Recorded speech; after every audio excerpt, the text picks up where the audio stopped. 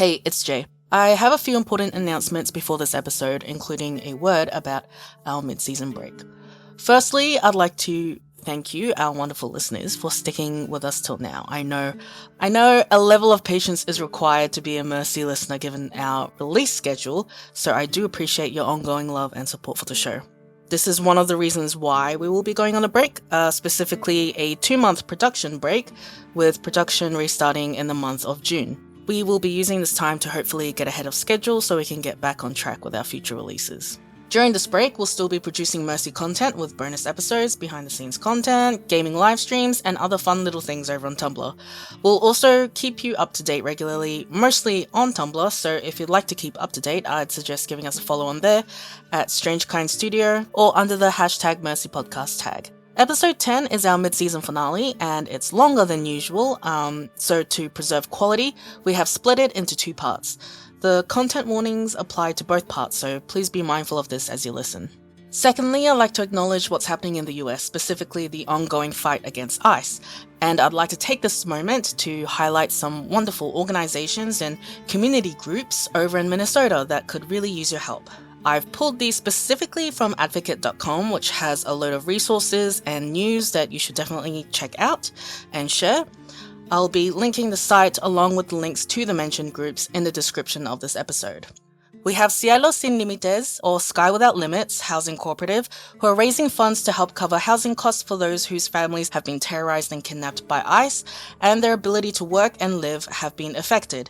Some have felt too scared to leave their homes for months because of targeted presence of abductors on their block. Powwow Grounds provides food to American Indian communities in the state, and We the Gentle are dedicated to providing Hispanic and migrant communities with education, career guidance, essential resources, and supportive services. There's also the Advocate for Human Rights, who provide free legal assistance to those seeking asylum, unaccompanied children, people in immigration detention, and victims of human trafficking in Minnesota, North Dakota, and South Dakota. There are plenty of other groups and organizations listed on this site, so please do check them out if you can. If you're not able to give monetarily, you can also help by spreading the word or sharing this resource with anyone who might be in need of these services. And finally, I would like to introduce our latest friend of the show, The Diaries of Nitavicious the Vampire by the incredible Hugo Pierre Martin. Nitavicious is a fantasy audio drama set in Rhode Island and featuring a certain 900-year-old vampire. The show is one of the best out there. It's funny, heartwarming, brilliantly written and acted, and the production value across the board is just incredible. Every episode features original art and an accompanying video, and you only really have to listen to the first episode to get sucked in. Give the trailer a listen, and if you like what you hear, make sure to give them a follow and some love. That's all for now. Thank you for sticking around to the end. I know this was a long one. I hope you enjoyed the episode, and we'll be seeing you soon. Until next time.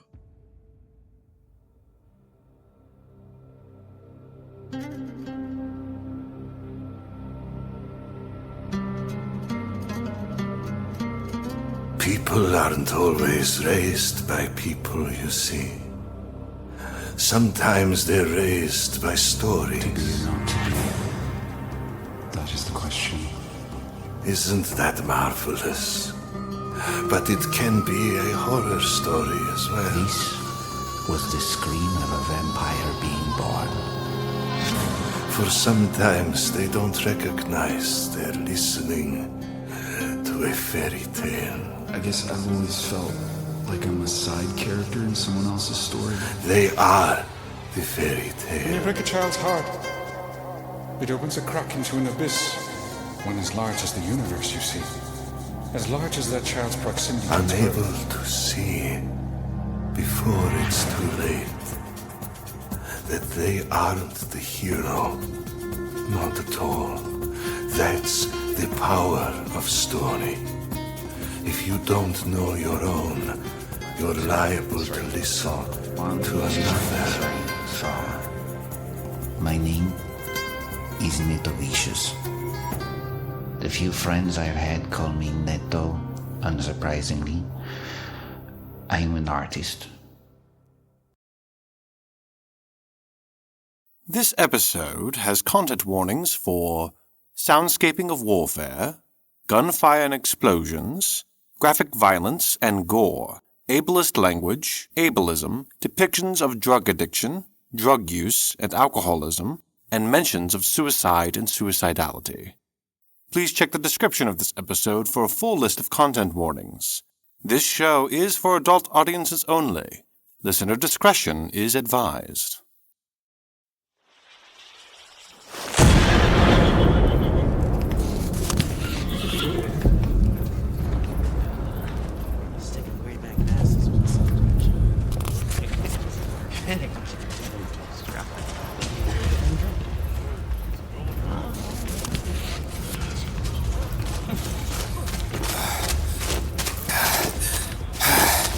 What in the blazes are you doing, lad? Have you not eyes, Gibbs? I am taking a short respite.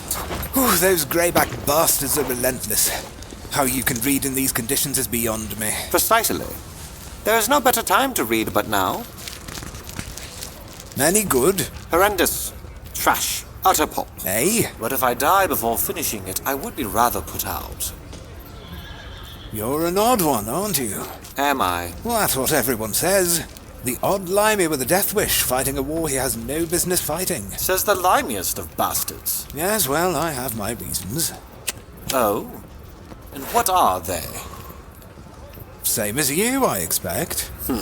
I very much doubt it, Gibbs. Oh, go on then. I am here because I simply must be. There is not more than that. As am I. You misunderstand. I am not driven by ethical determination. This is simply where I am, and thus I must be here. Eh? Think me a kelp caught in a tide. And you so happen to be spat out into the front lines. That's one hell of a tide. There is no use fighting what cannot be fought. But surely there must be a reason. You wouldn't put yourself in peril otherwise. Must I? I can't fathom how you can be without one. That's rather, well, mad, isn't it? Then I am mad. For not once since my birth have I sought nor found a reason for anything. I was brought into life by chance, and I will in the same vein leave by chance. Whether it be by mortar or old age, only the tide will tell. Oh, what a ghastly philosophy. We're not special, Gibbs. We are not masters of fate, nor superior to any other creature in this earth. We are an anomaly that happened to become bipedal.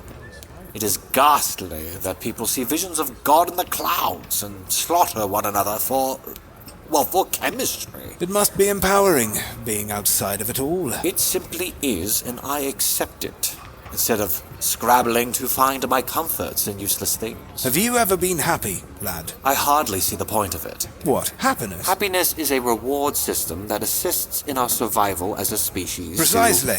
Happiness is survival, lad. It is what gives us life, makes us want to go on. Do you think I would be here if I was happy? You are here because you, Gibbs, are a man of good conscience. Happy men don't throw themselves in front of bullets for conscience.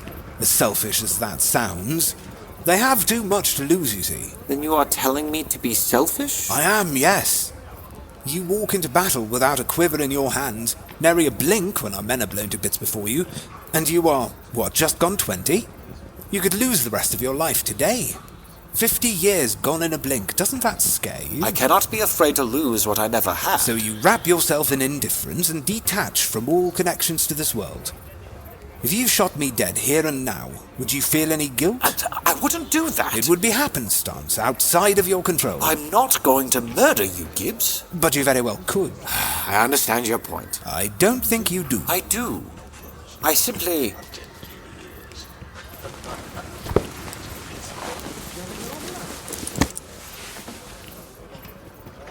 I thought I would find something here.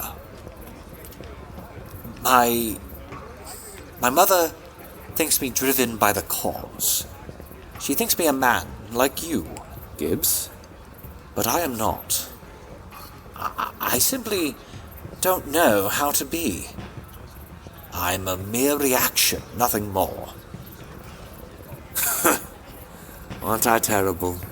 So concerned with myself when so many are fighting and dying for liberty. Yes, you are. Terrible and horrendous and utterly spoiled. But lad, you can't just be a kelp and expect answers to float your way. You must be assertive.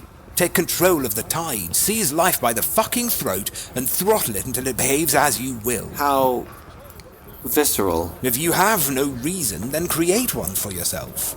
Like a god? Why not? Worship a bloody chair if you want. Whatever drives you, lad, and touches your every thought and action. Whatever that fuels your passions and gets your heart pumping.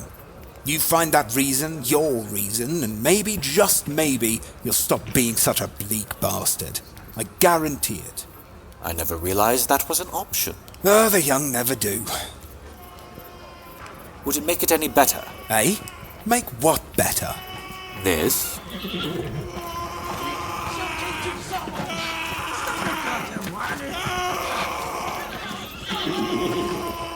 No, but it does give me fire enough to see the end of it. Isn't that what you want? Is it? Yes. I suppose it is. There you go. Well, that's us. I'm one chapter away from the end. Save it for later. Later, then. How odd. What's that? There's a crow. Right over there, just watching us. This isn't the time to be bird watching. We have greybacks to hunt. Hop to it, lad. Yes, but there aren't any birds here. Not anymore.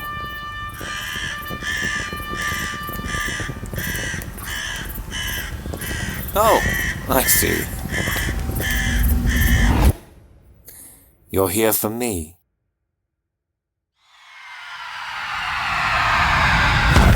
The war comes to mind unbidden, an unpleasant whimper of dead days long laid to rest, and the enduring ache in my leg demands attention I cannot spare. For within my sights sways Wayne Sawyer, his loping, drunken figure guzzling glass after glass of golden liquor. Sloppy bastard! Wayne Sawyer, a chafe, a burden, a thorn. He is the dumb bird that flings itself into the lake, thinking it to be the sky, and I, his tireless keeper, must wring him from the depths of his self-infliction and weather his scorn for his rescue. Gibbs likes the man enough, but he cannot fathom my insistence. Is such a blunderous, rash of a man worthy of my efforts? What about him has me plunging into the lake at risk to my person? He has only scorn for me. I am to him a reflection of the sky, born of his prejudice. We are begrudging, yet I follow. Because he is my chafe, my burden, my fool. And there he is. His loping, drunken figure guzzles glass after glass of golden liquor, disheveled like he's been drink for hours. Sloppy bastard. His habit has become a liability. This time, I will not. His drunken figure guzzles down ceaseless shots of liquor. Empty glasses stacked at his elbows. Only a few minutes into the ball, and it's as though he has been drinking for hours. I'm not certain how a feat like this is even possible. But if anyone could do it, it would be Wayne Bloody Sawyer. Sloppy bastard. His habit has become a liability. And this time, I will not. Oh, apologies. My apologies. Is everything all right? You look positively naked, old boy. Oh, I'm perfectly fine, Seymour. I'm perfectly fine. But you're sweating, man. Dancing. I was dancing. Paxton! The bar. Where is the bar? Was I not halfway across the ballroom? Now I am by the entrance. Miss Sassoon. Dr. Gray, I must find them. Drunk already? The ball's only... I taste blood. I touch my lips and my glove comes away, stained red. My mouth feels bruised, tender. The echoes of rage prickle my skin. What on earth just happened? Go on then. Kill me with that toothpick of yours, you scoped-up bastard. Fuck you, Wayne Sawyer. Clearly, something phonic is afoot. Why or how, I know not. but I recognize a trap. I must gather everyone before we make our escape. Sparta, if you were here... If he was here, he would laugh at my negligence and be insufferable for days. No, that wouldn't do at all. The thorn is by the buffet table, staring at the dancers in a daze. The dancers themselves are twirling about on the floor, but they do not smile. Exhaustion hangs off them, and their movements are stuttered and slowed. How long have we been here? Paxton! Miss Sassoon! Dr. Gray! Oh dear. You don't look well at all. Let's sit you down. No, we must leave. Now, there is something gravely amiss about this ball. Yes, we've noticed it too. We have only been here for not even an hour, and yet we, and the other guests, appear as though we have been reveling for an entire night. I have blisters on my feet. I am starved. Have you seen the buffet? There's nothing left. It's been picked clean. Where's Sawyer? He was by the buffet moments ago, but And then I tripped, but Daisy, of course, caught me like a dashing prince. How exactly does one catch like a dashing prince? The way you just spun me around. Oh, Daisy, I must admit, I did swoon a little. I had no idea you had such charm, Dr. Gray. You and me both. Oh, hush. Anyway, the couple beside us saw everything, of course, and the gentleman started posturing rather aggressively. Did you see them, Daisy? How he was trying to spin his partner about? Yes, that was quite a spectacle. She looked mortified, the poor thing. Which is why women make for superior dance partners. I wholeheartedly agree. They have a certain grace and intuition that make for a far better... A sharp pain in my left hand. It is bare. I do not recall removing my gloves. And upon the meat below my thumb, teeth marks, deep and gouging. I touch the blood and it flakes away. This wound is not fresh. Judging by the directions of the marks, this was self-inflicted. I must be going mad. But when I turn my palm over, I see it. 3 lines drawn in blood, 2 drawn in a cross, and the third beside, straight down like a capital I. Mushin. I would not write this symbol unless there was imminent danger. Dr. Gray! Mr. Soon! Minutes since our arrival. Minutes since... No, it hasn't been minutes. There is something I have to do, something urgent. Oh God, Seymour is beating a man in a green suit. There is a person stripping by the Sinfionetta, and no one bats an eye. There is laughter. God, awful laughter. Councilman Yates sobs like they watched someone die. Has someone died? But this is Dr. Gray's notepad. Why do I have it? On the most recent pages, I see words scrawled in my own hand. Find Thorn. I survey the ball, and my senses click back into place. The Sinfionetta is out of tune. The dancers are sluggish and disheveled. The hall is littered with drunks, inert in inebriation or engaging in all manner of unruly behaviors. We have only arrived. The ball has only begun. This is terribly, horribly wrong. I turn the page. More words appear. The script is wild and shaky, yet recognizably my own. Danger. Another page. Thorn in peril. Thorn in peril. While you're cognizant. Flower to purify and cleanse. A circle to ward and protect. Pray to retreat thy patron. Mushin, you are on board. Exhaustion ekes away. Not entirely, but enough to ward away the insidious hand clouding my mind. I feel her power coursing through my veins. I quickly plunge into the belly of City Hall itself, away from prying eyes. Here, I fish out Lathorn's neckerchief, worn and bloodstained from his tumble off the belfry.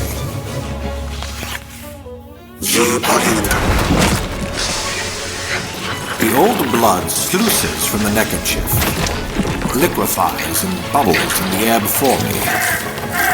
And there emerges a crow the size of my fist. It loses a drop of blood, its very body, with every flap of its sanguine wings. I have no time to lose. Find him!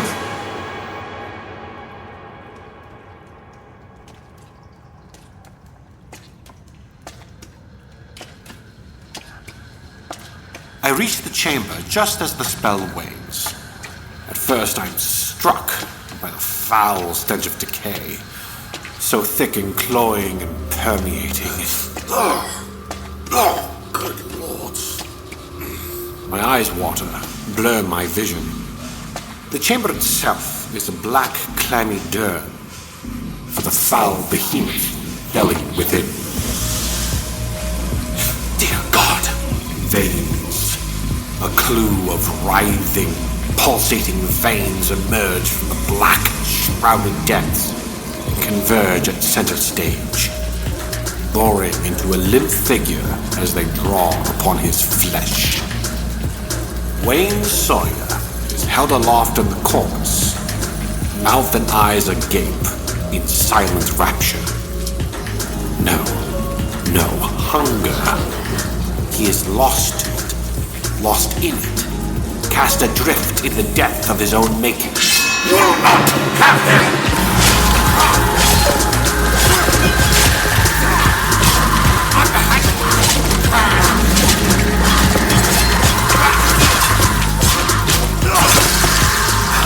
The chamber ripples, moves. What I presume to be the wall suddenly lurches and heaves, and an eye, the size of a Nachtfalter, slides open.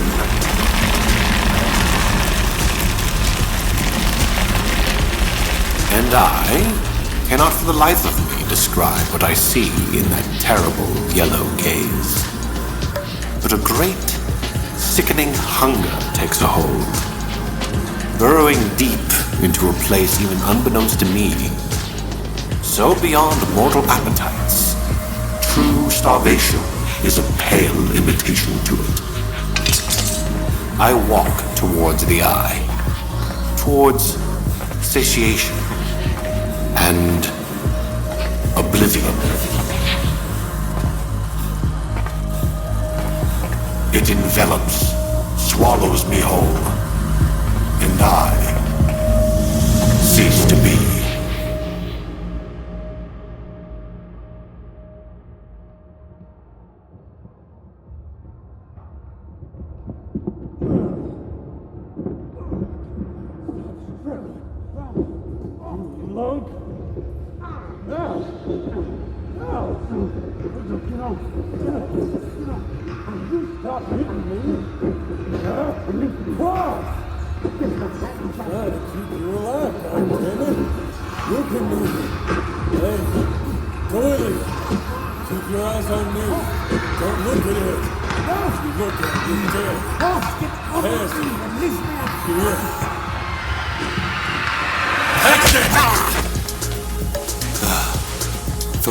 Back with me, Cross? Yes, I am cognizant. Thought I was gonna have to knock you cold. What the hell are you doing here, huh? Trying to get yourself killed? I was looking for the washroom, and I took a wrong turn. That's one hell of a turn. If you wish to speak on death wishes, you, Mr. Sawyer, sport the mother of all. We explicitly told you not to drink. And what do? Get yourself fucking wasted. And then you blunder your way into... belly again. We gotta get out of here first. Oh, what do I bother? Get off of me, you oaf. I need my cane. I'll get it. Just move your cams. Mr. Sawyer! How is he moving so fast? A quick calculation makes it abundantly clear that we will become its meal before reaching the mouth of the chamber. And so, without hesitation, I yank out my component pouch, jam my hand within, and send a handful of feather ashes into the air.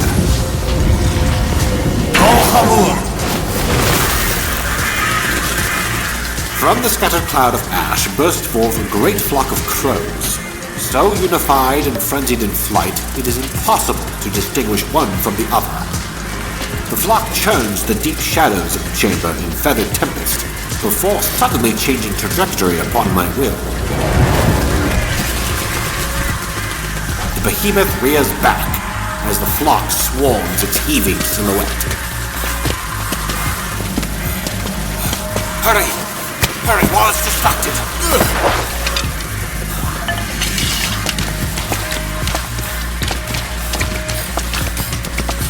What the fuck? is that thing? Hungry, evidently. Can't tell where it starts, where it ends. Come on. Whatever witchy shit you did, it ain't working no more. I am not so enfeebled that I need your escort. Go. I shall follow. Shit. It's moving fast. Eyes front, Mr. Sawyer.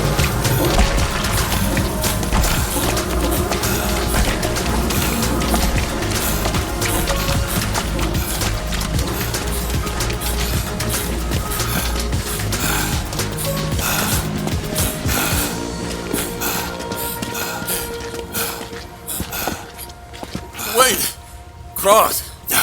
We ain't... No, this isn't right. This isn't right at all. Did we take a wrong turn? I was so certain.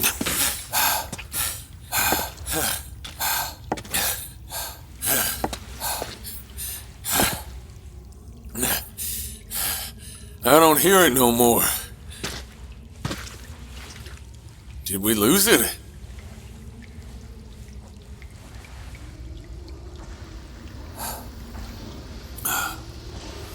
No. It is yet searching for us. It means it don't know where we are. Come on. We'll double back. Yes, if we are quiet. We'll go back and retrace our steps.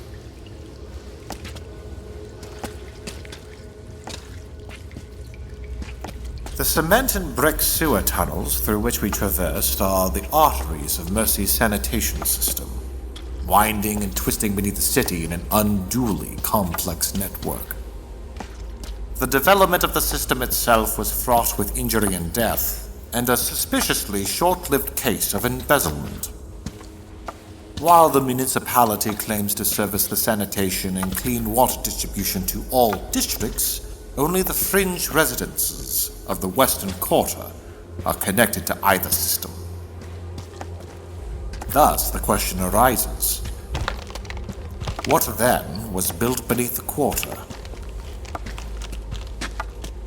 As the Thorn and I traverse blindly through an impossible subterranean landscape, tunnels no longer, but an unending vastness that seems to have no end, I find myself piecing together the very answer to this unsettling question.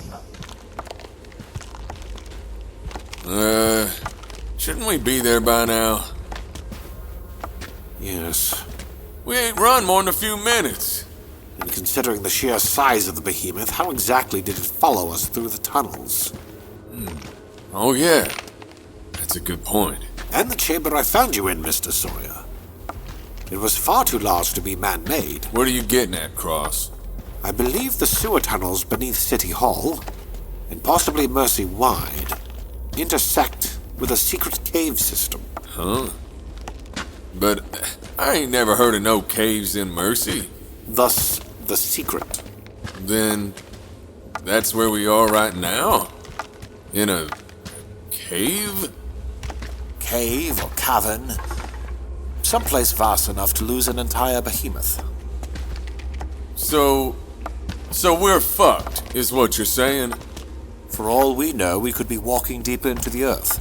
Or one wrong step could send us plummeting into an abyss.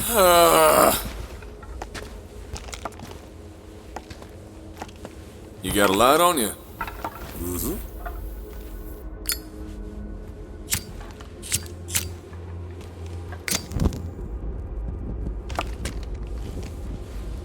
Oh, look. There are piles of bones scattered about. At first I thought there were loose bricks or clay piping, but... Shit. That's what I've been stepping on? Victims of the behemoth, perhaps. Sure looks human to me. Some of them still wearing clothes.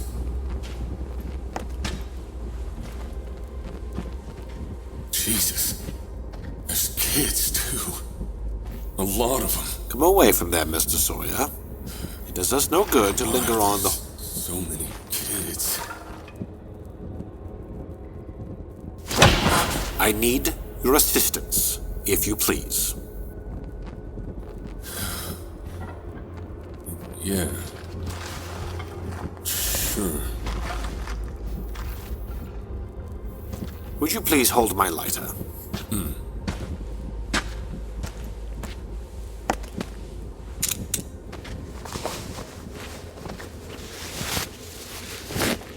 What are you doing? Asking for directions. Huh? From my pouch, I remove a tiny bundle of dried reed stems and place it in my mouth. Once thoroughly wetted, I hold it over the flame of my lighter, and in seconds the reed begins to smoke. Tush niri paed.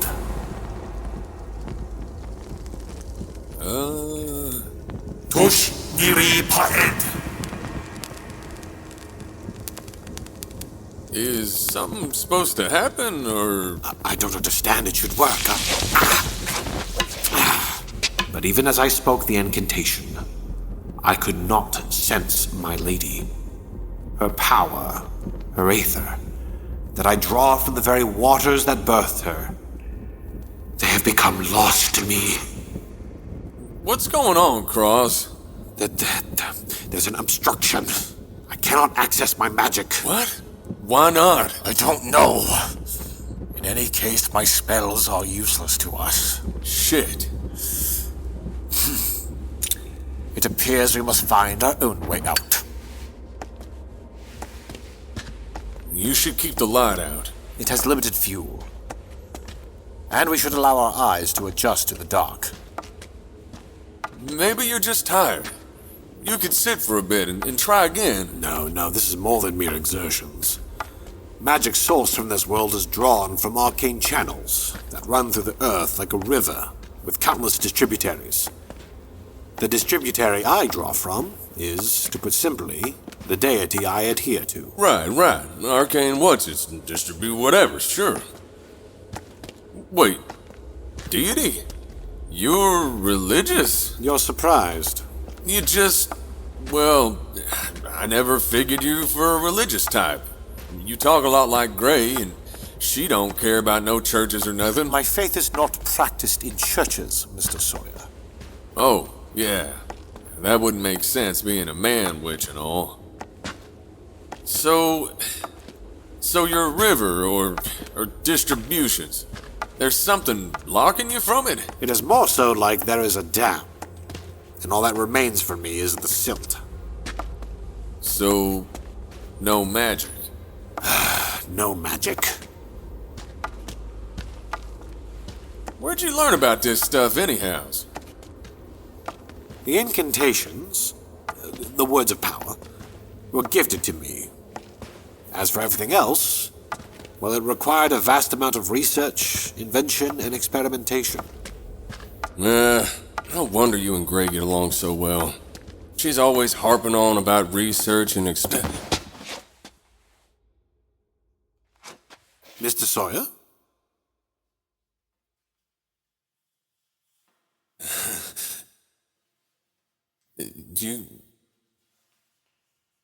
You see that too, right?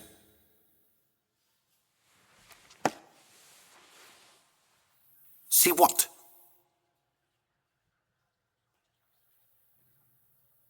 The people walking around. They look like shadows, but they're people, all right.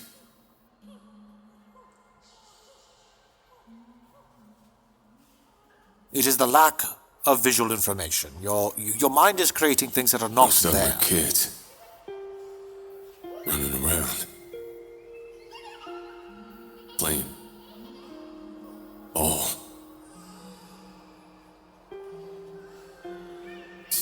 skipping rope.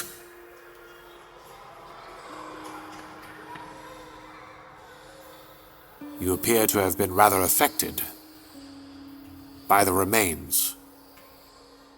Ain't you? They are remains.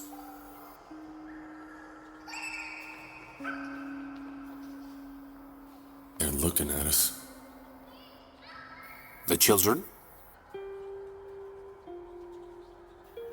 Not just them.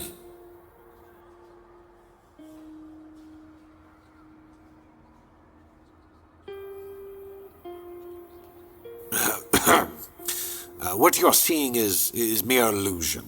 It isn't I ain't really... crazy. I never said you were. I got my head on straight.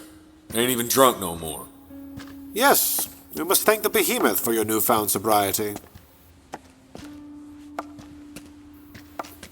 Keep your eyes front, Mr. Sawyer. It is the dark playing tricks on you. Nothing more. Understand? Yeah. The dark.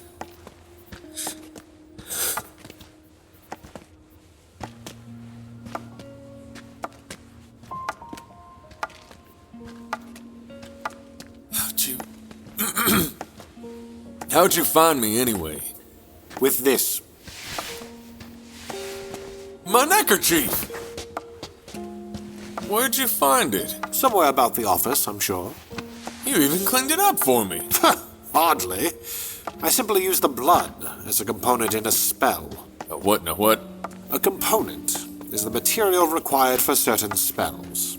The one I used to find you required blood. Your blood, specifically. And that's how you found me? Correct. Surprised you even noticed I was gone. I always do. What the fuck? Oh. Cross? That ain't a tree, is it? I don't believe so, no. It is an ancient wooden fortress that claws the yawning dark, with gnarled roots below and jagged crenellation atop. If not for the 20-foot door wedged into the trunk, I would too have mistaken it for a colossal tree. It don't look man-made, except for the door. I mean, look at the roots.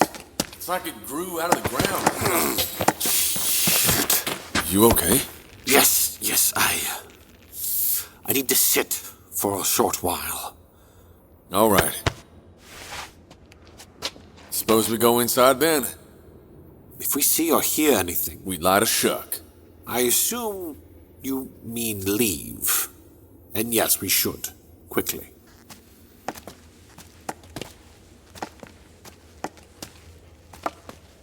Gotta check the handle first. That is usually how one operates a door. Yeah.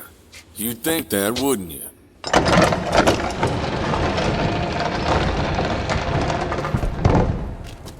Hold on. The thorn pauses to grab a piece of rotted wood and wedges it into the door. In case we get locked in. You are surprisingly cautious. Brains and muscle too, you know. In your case, it very well may be, yes. The fortress itself is an irregular rotunda with gnarled, knotted walls that look like faces. In the anxious flame of my lighter, their eyes and mouths moves in silent fervor. The center is framed by rough-hewn pews, and at the head, a stone altar with meticulous etchings.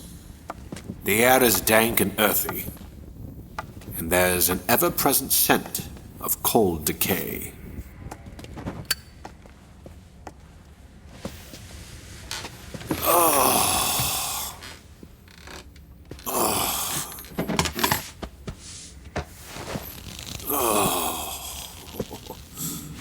Here, toss me your light. We really should preserve... I want to look at the stone thing over there.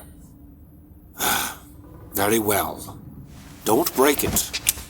The lighter or the stone thing? Both. Everything. You have a propensity for leaving destruction in your wake. Yeah.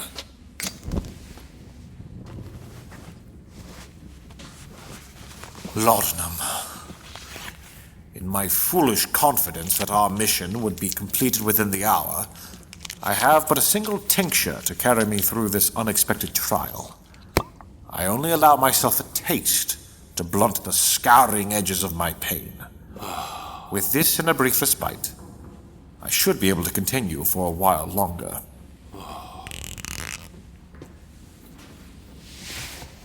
It is curious. The inside seems far smaller than it should. Huh? There could be hidden rooms or alcoves. I don't see nothing. But it's so damn dark in here. It's hard to tell what's what. What is it? This altar. It's got carvings of bears. A whole bunch of them. Brown bears, I think. They're all eating each other.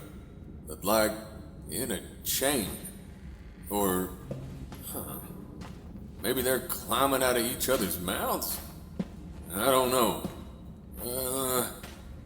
Yeah, it just keeps going all the way around. Any texts? Sigils or runes? No. Just the bears. Here. I didn't break it. Your greatest achievement, I am sure. You ever get tired of being such a prick? Do you? No. Well, there you have it.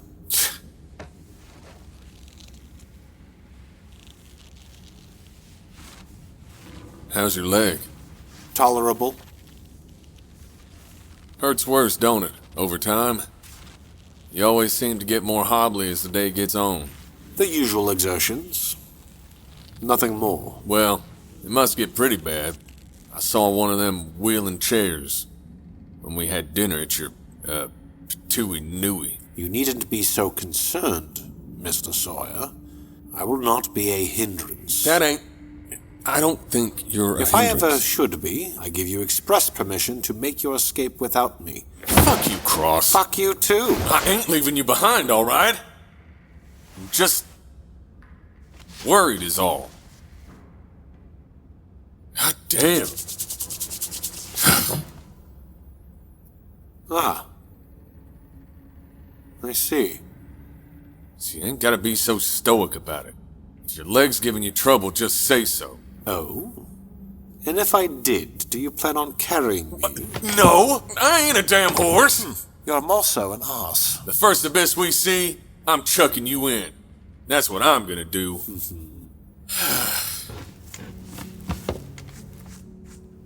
What do you reckon this place is, anyways? A place of worship, perhaps, given the altar. So it's what? A church for bears? Or for a god that uses bear iconography. Yes. I wonder if it has any connection to the behemoth. That ain't like no bear I've seen. And the most pressing question, why and how does it lurk beneath mercy? You called it the what? Behemoth? Behemoth. I'm sure Dr. Gray can think of something far more clever than I. Until then... Behemoth it is. Mm-hmm.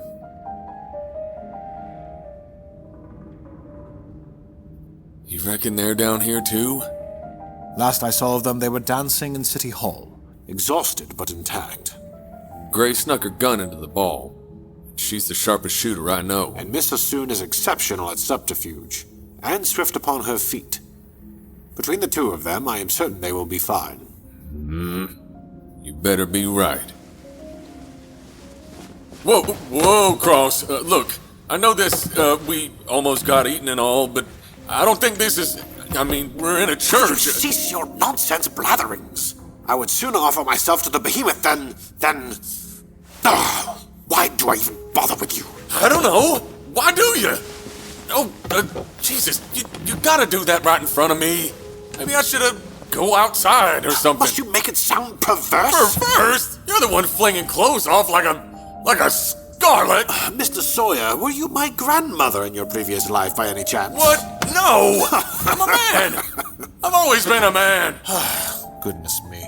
We must tend to your wounds while we have the chance, Mr. Sawyer. Oh, you don't gotta do that, Cross. Your shirt... My shirt. My priceless haute couture dress shirt. Trimmed with gorgeous flounces and sterling nouveau buttons and perfect lace accents. All to be utterly ruined for the gormless undeserving. No, the flounces. I shall simply buy a replacement, using your rent money. Yeah? And how many weeks' rent is that? Months' rent? Really? I am a luminary of high fashion. I don't know what the fuck that means. I would be concerned if you did. Your shirt, Mr. Sawyer, if you can even call it that. What the? You're the one that picked it out. Damn. Just be gentle. Stop making it sound perverse.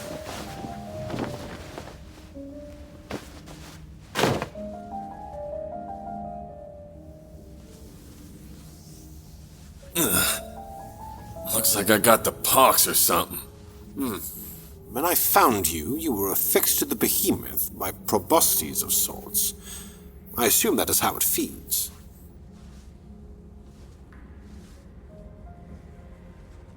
I remember that. They were burrowing into me, and I just let them. It was like I was the one burrowing into myself, and when it started feeding, it was me feeding on myself. I even remember how I taste. The parts of me that have names and the parts that don't. The part of me that my old man saved and damned and saved again. You know what a soul tastes like, Cross? It tastes like mashed corn and molasses.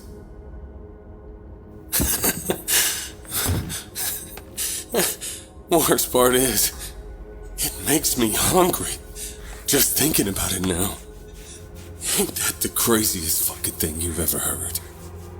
I assume the sensations you experienced were the behemoth's influence. I too felt the hunger. It was a hunger that cannot possibly be natural. What was it? The thing it made you think about it? Bree. Oh. That your gal or something? Indeed it is. Brie Dumont, the Queen of Cheeses. Your gal is a queen? Dear God, man, how do you blink and breathe at the same time? I don't know. How are you married to a cheese queen, huh? What did I say now?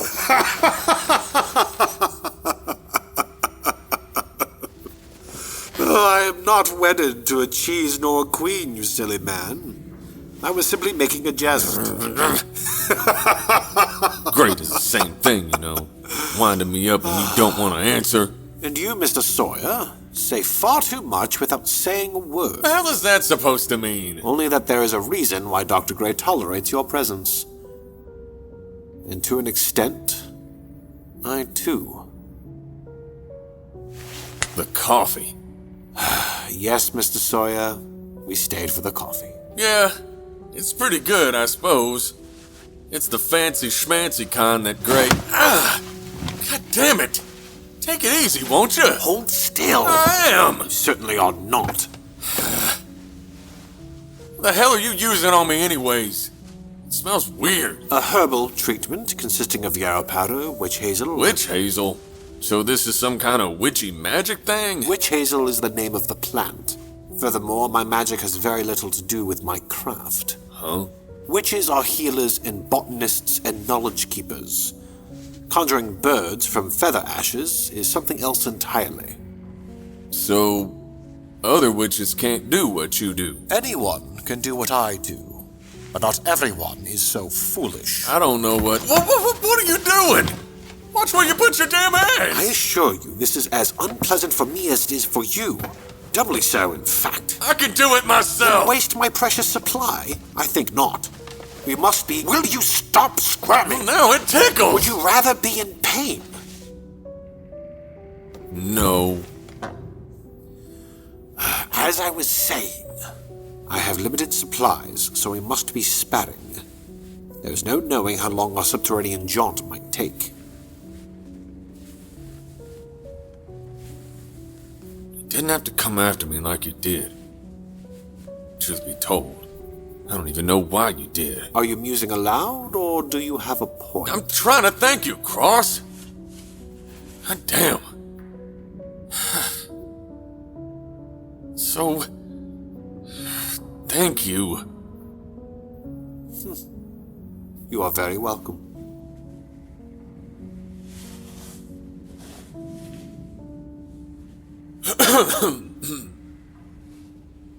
So, Who do you reckon put that thing down here? The gallows or Strauss? Seeing as we're under City Hall and all. I believe we have long strayed from City Hall. If I was a betting man, I'd wager we are beneath the Western Quarter. Or thereabouts. You reckon? Although it is difficult to tell, of course. We have strayed from the sewer tunnels themselves. It is a possibility that this cave system extends outside of Mercy. Across Temperance, even. I don't like the sound of that. Do you recall anything before the chamber? Anything of the ball itself? I think I spoke to a waiter. Asked him about the gallows and gave him a tip, and I was drinking at some point. I was looking for Gray and Lila. I saw you. You were trying to tell me something, but sorry, by the way. For? For that.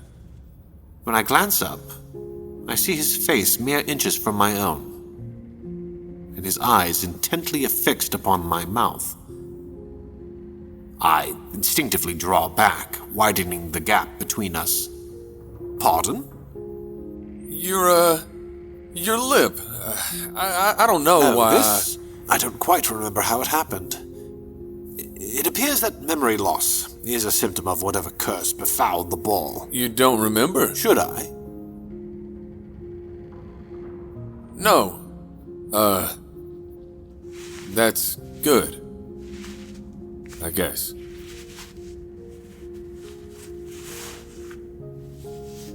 There. You are done, Mr. Sawyer.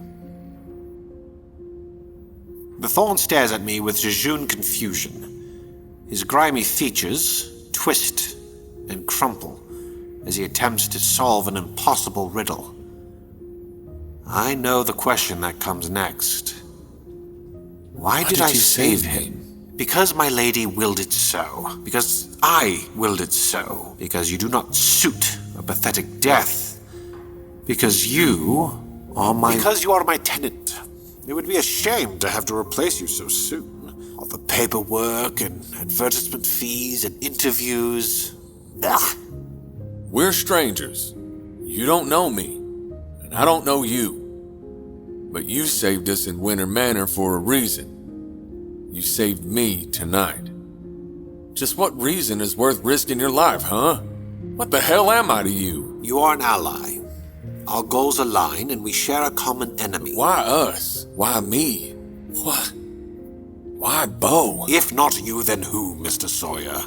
Of all the souls in Mercy, Who but Boomer and Seeley Incorporated would help one in need, when the very institution sworn to protect the people is itself the malignant striking them down, when men of cloth and governance weave their vile webs with monolithic ambition? Change does not begin with them, Mr. Sawyer. Mr. Beaufort espoused this often, did he not? So, why you? Because it simply is, and that is why I saved you, and that is why I will save you, as many times as is required. Does my reason suffice?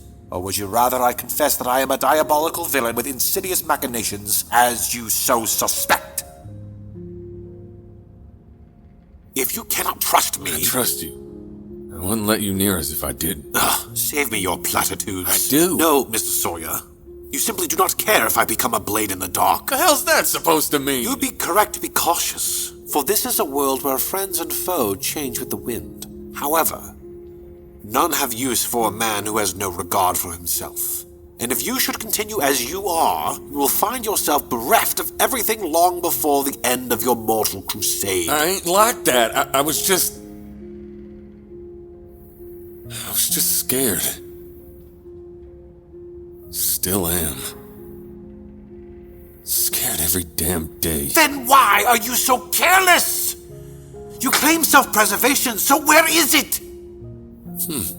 Am I to ascertain your answer from that monosyllabic grunt? Suppose I can tell. Tell what? The doily from the man.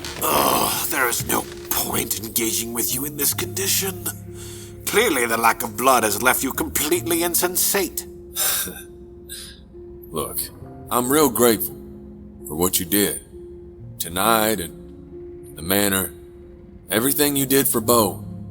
For Jack.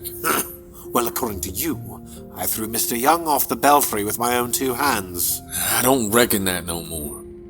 Shouldn't have to begin with. The sudden change in the Thorn's demeanor disturbs me. The way his jagged dislike is sheared down to a tentative tolerance. He regards me as he has never done before. As he might others, yes, but never me. What exactly transpired between now and mere seconds ago? What did I say or do to inspire this drastic change? The heat of his gaze is oppressive. The cut on my lip throbs. Cross? Open your mouth. Huh? Oh, what is it? Spit it out and I'll kill you. I don't like it. It is a ginger rhizome. Ginger rhinos? What's it do? It cures mindless blathering. Hey! Oh, it's actually not that bad. Nice and spicy. Mr. Young's demise was regrettable. In truth, our final conversation mostly pertained to his travels rather than his emotional state. He was not very forthcoming in that regard.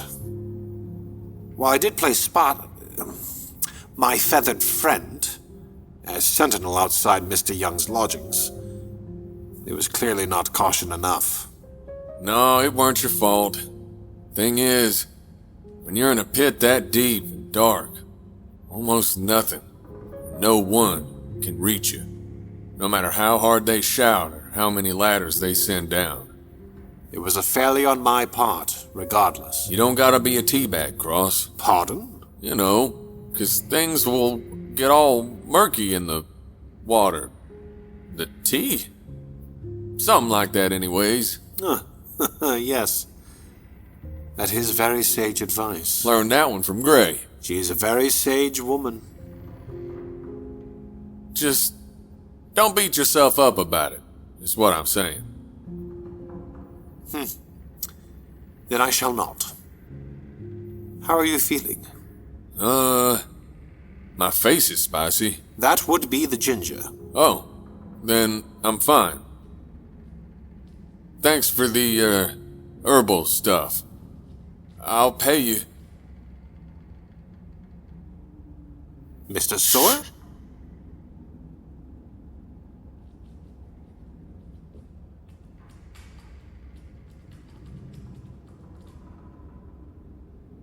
We're not alone.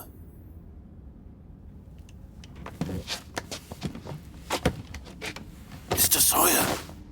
The Thorn raises a hand and I stay my protest.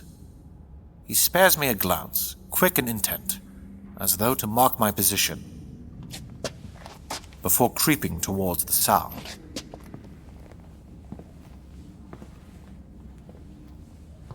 I rise to my feet and draw the blade from my cane, bracing myself for combat.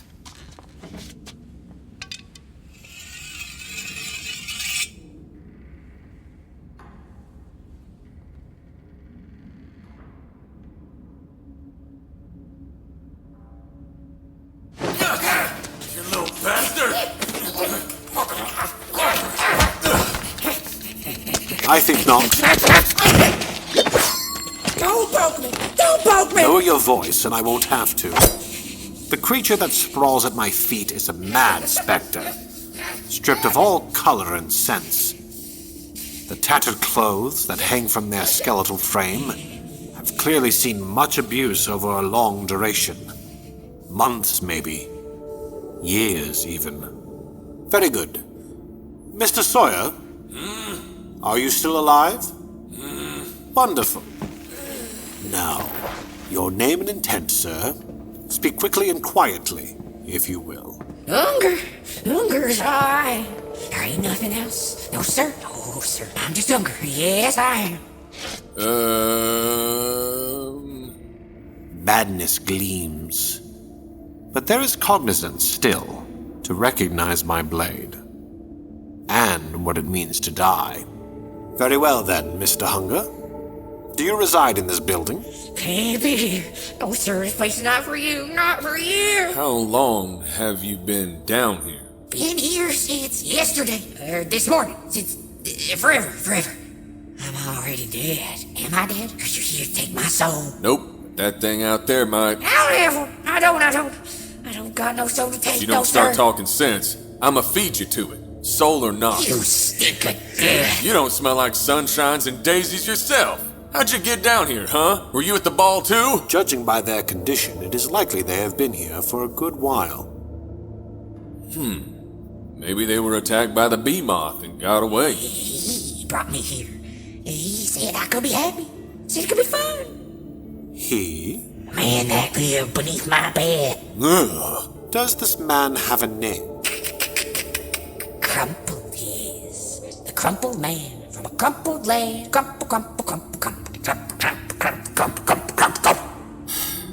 This is a waste of time, Cross. And this crumpled man, where is he? He comes and goes as he does. He does what he wants. Yes, sir. And is there anyone else here? Yes, sir. There are many. Where? They're here. Look. You can see them everywhere. What? There ain't no one here. Right betwixt us they are. Look. There is naught but the dark. Yes, sir. I'm in the walls, in the cracks. Lucky I am, sir. Lucky. Well, you don't gotta hide no more. We're gonna get out of here. All of us. No. I can't. If I leave out forgetting, I can't forget. No, sir, I can't. Yes, we too have experienced this amnesia. Are you telling me that it only affects you if you attempt to leave? Can't forget. No, won't ever forget. No, sir. Then this means our bouts of amnesia were not caused by the behemoth. So it was magic? Like a spell? I believe so, yes.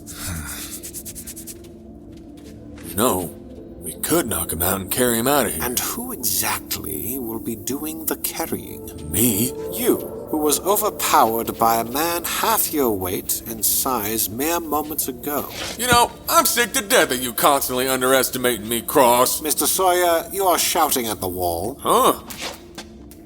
Oh. What was I saying? Ugh. Clearly neither of us are in condition to be carrying anyone. If Mr. Hunger does not wish to leave, then there is naught we can do. Now, be a good sport and hold my blade. What you doing with Gray's notes? I haven't the faintest. But in the case we might lose our memories again... I suppose that's a good idea. I don't care what you say, Cross. I ain't gonna leave him down here. I ain't gonna leave you down here.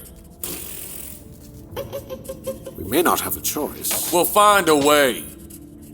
Just gotta figure it out is all. And if we cannot? If you don't try, you're gonna regret this too. You're gonna regret it like you regret Jack. Then by all means, you are welcome to try. All right, I will. Come on, Mr. Hunger. You wanna leave this place, don't you? There ain't no food or water or nothing down here.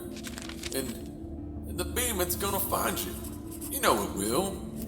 So what are you gonna do then? Huh? You don't go on, sir. No, sir. On the ground, you do. Stinking of death, you do. Stink of it, rotten. Death. You might wanna watch what you say to a man with a blade. Don't poke me. Poking hurts. It hurts. Please don't do it, sir. No. Come. Cross!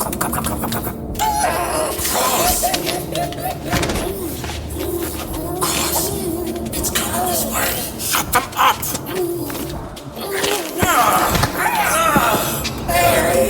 Mr. Sawyer! You lost your damn mind! You're gonna get us killed!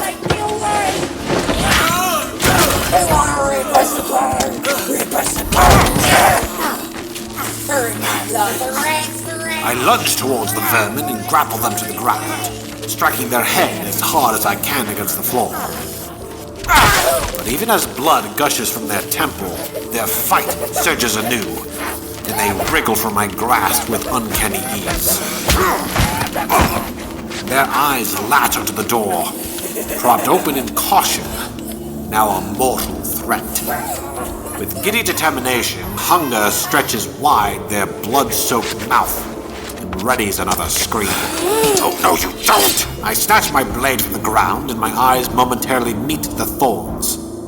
He shakes his head, panicked and knowing, and there is a waver, a hesitation. But then...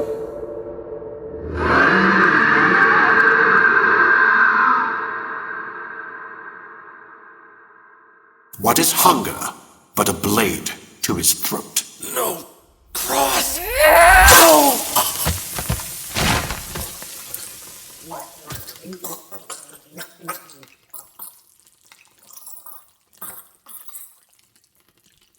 What have you done? What have you done?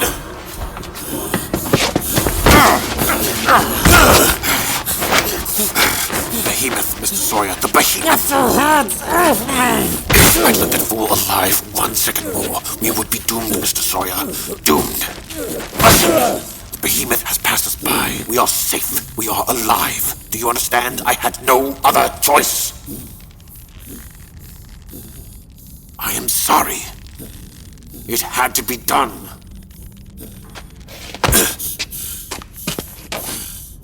No. It didn't. I am sorry. There is nothing we could... Stop talking. Sclera's flashing, breath heavy. I can see biting words rise and fall, each whetted to strike where fists cannot. And there is a quiet, wicked thrill that I should be given such intimate witness to the scouring winds of his rage. I should beat you hollow for what you did. I should march you to the gallows and string you up myself, you... We could have knocked him out. You could have used your magics on him. We could have found a way to keep him quiet, but you killed him, Cross. And now they're dead. And there ain't ever changing that. What you did, it ain't ever gonna go away. And I saw you. How quickly you decided, like it was at the front of your mind all this time. Like you do it all the time. You needn't explain death to me, Mr. Sawyer. I know it well. When I was serving in the military, I quickly learned that life is indeed quantifiable, despite what we were taught in our churches and schools. You and I shall always take priority. Always. For our purpose far greater outweighs our sacrifice to a blithering madman who sought our deaths. Purpose? What the fuck are you talking about? How many people have you saved, Mr. Sawyer? How many do you intend to save? In contrast, how many people do you think our friend Hunger here has thrown to the behemoth in sick idolatry? You don't know that. You can't just know a person from one bad encounter. They tried to have us killed, Mr. Sawyer. That tells me enough. Yeah? And you straight up killed him! That tells me enough, too! What would you have me do, then? I cannot use my magic. I'm at my breaking point. Past it, in fact. I cannot walk. I cannot fight. I cannot... I simply cannot as I am.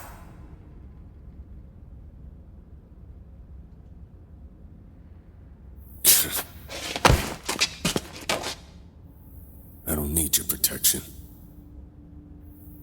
We get out of here, Cross, and we're done.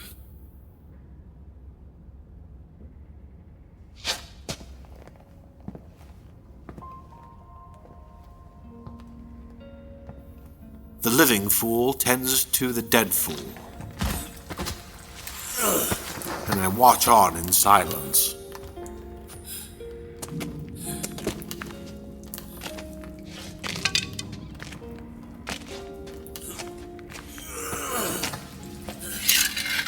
He unties his neckerchief to drape over Hunger's face. And I should be pleased that he is ridding himself of that tattered monument of his past. Instead, there is a pang in my chest, quick and sharp, and it moves my hand unbidden. Wait, Mr. Sawyer. Use this instead. I don't want Please. Fine.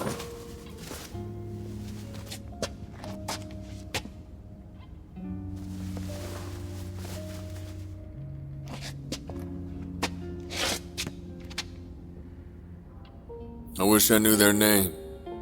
If I knew who they were then I could find their folks. Let them know what happened. Ain't nothing worse than not knowing what happened.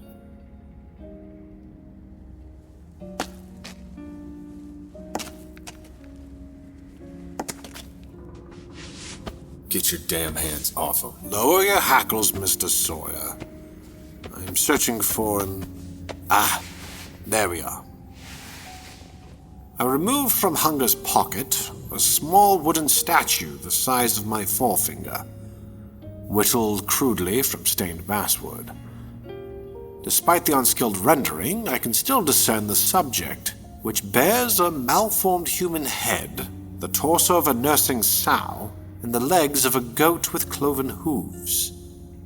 Clearly, Hunger had brought their madness underground. For you, so you can learn their name and inform their family.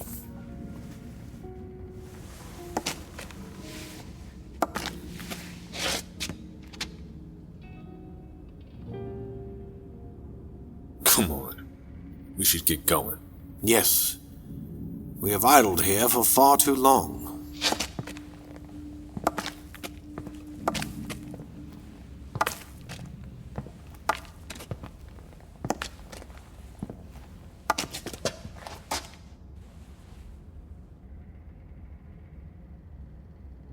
It's quiet.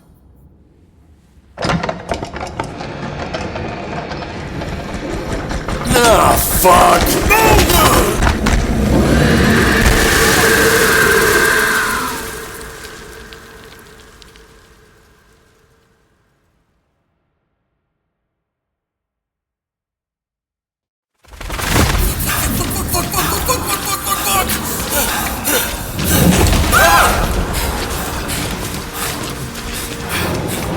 Over there! I see something! Looks like mountains! We ain't outside, are we? No, there's no sky! I am lagging, growing weaker. The left side of my body has gone stiff and numb, and every step is a prayer thrown into the void. The Thorn, too, struggles to keep pace, stumbling over his feet in bleary-eyed exhaustion. If either of us should fall, we may never get up again. Fear stalks with intent as the behemoth does.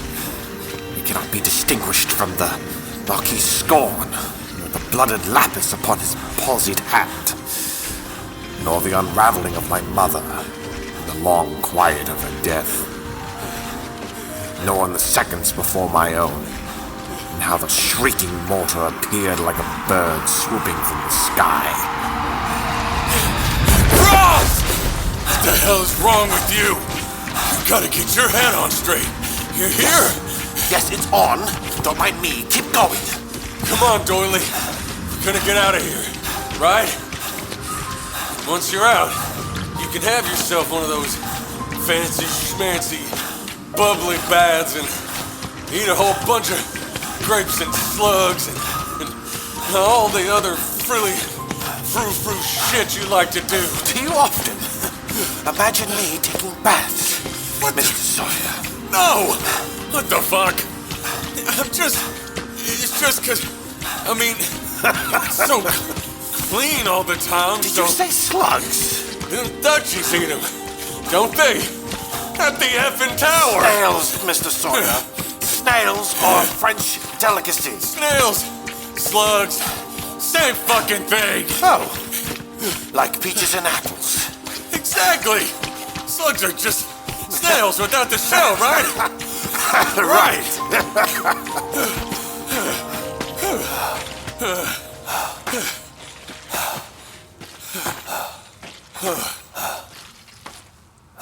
Holy shit. shit! My, these are not mountains, but... Junk. Piles of junk. This cavern... It must be large enough to hold the Mercy itself. Ugh. Is this mud?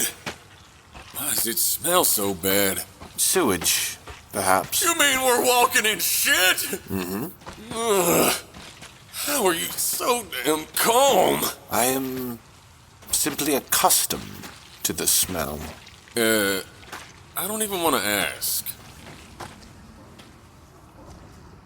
I can still hear the bee moth, but it's going in another direction. I think we might have lost it. For now, yes. We should keep our voices low. Breathe through your mouth. Imagine it is simply downtown Mercy on a hot, muggy day. Times like these, I wish nose blind was a real thing. Hey, we could use that chair over there to make torches. Not bad, Mr. Sawyer.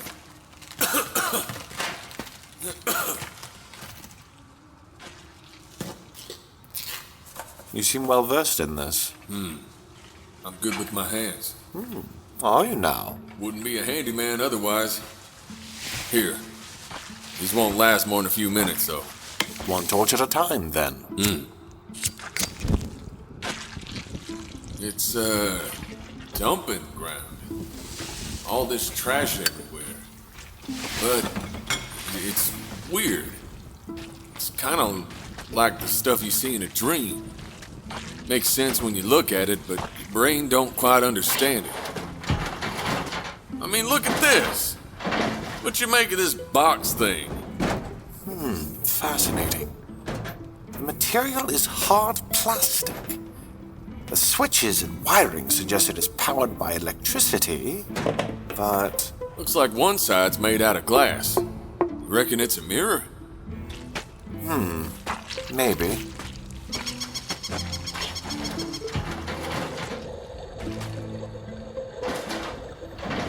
My word. Huh? What you got there? It couldn't be, but I believe this is an amphora. Oh. You like this kind of stuff? My favorite book as a child was a collection of ancient Greek mythologies. This amphora clearly depicts a scene from a myth I am well familiar with. If this is a replica, it is quite excellent.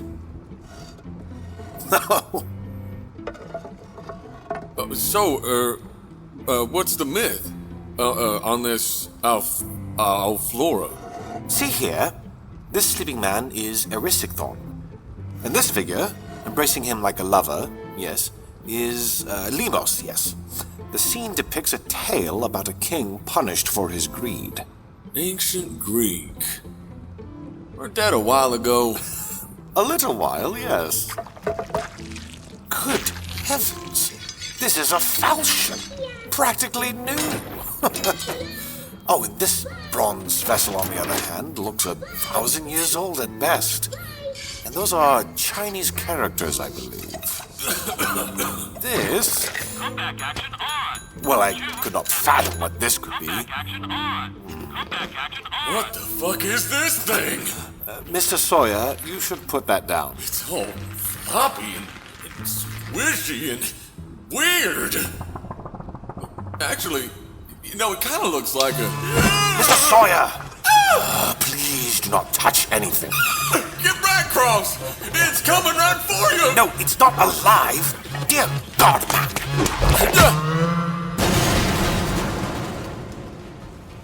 Phew. That was too damn close.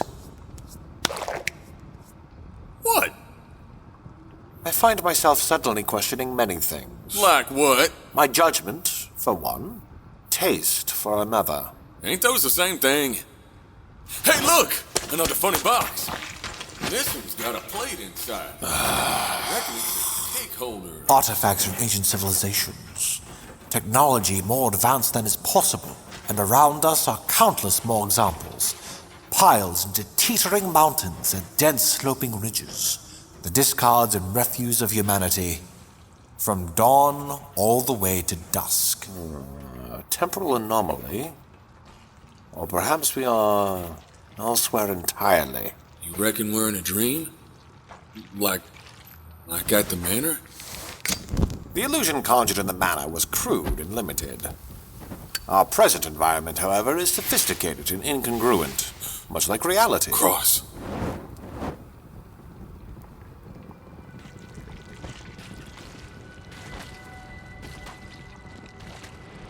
Bodies. Thrown about with everything like trash. There's an increasing number of them, the further we go in this direction. Smell's getting worse, too. It's making my eyes water. Most of them are in active decomposition. This one is rather fresh, however. Ugh, Jesus. I know this man. You do? Baldwin Bright. He owned much of the press in Temperance, Mercy Standard included, but went missing 5 years ago. His son, Nicholas Bright, took over the family business. Nasty little bugger. Wait, if this fella went missing 5 years ago... Then he should be bones by now, yes. But he's still intact enough to recognize. Unless he died recently, which yet does not explain his whereabouts for 5 whole years. This is giving me a damn headache. And this crest, it belongs to the House of Vellum, whose eldest daughter ostensibly ran away to elope with a woman. And this is Charles Colford, the railroad magnate. Yes, I'm certain. I spoke to this woman here, Mabel Stone, not 2 months ago at a political function. A vocal suffragette, also reportedly missing. Whoa, Cross. All of these people, missing or presumed dead or secretly eloped, they were here, beneath Mercy. Cross, take a breath. Calm down for a second. Don't you understand? They were intentionally fed to the behemoth. How do you figure? These are people of great influence and political import. People who stood in the way of Obadiah Strauss. Wait, you're saying Strauss did this? Strauss and his ilk, yes. Who else could it be? Hold on. What about the kids? They ain't got no influence or politics. Why would he want to get rid of them? I don't know. Regardless, it does explain the ball. They were gonna feed us to the bee-moth. Those who pose the biggest threat, yes. What threat do I pose? You and Mr. Beaufort were investigating the Letitia Medusas. But that means... Obadiah Strauss is Cornelius Croy. Shit. Lila, the dog, they're still at the ball. We gotta get back to him, quick. I concur. I don't get it, Cross. These people have been missing for years. There's so many of them. How can no one have noticed? No one remembers. The gentry of Mercy will leave the ball with little to no memory of who they saw or what transpired. You were there. How easily the liquor flowed. Inebriation is a convenient and effective smokescreen. And what about you? Ain't you a threat? I am but an idle lord, Mr. Sawyer. Politics is beyond my purview. Now you're stuck here with me. In this place. Where the remnants go.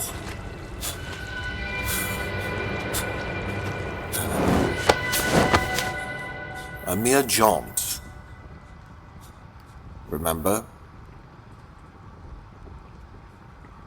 Yeah.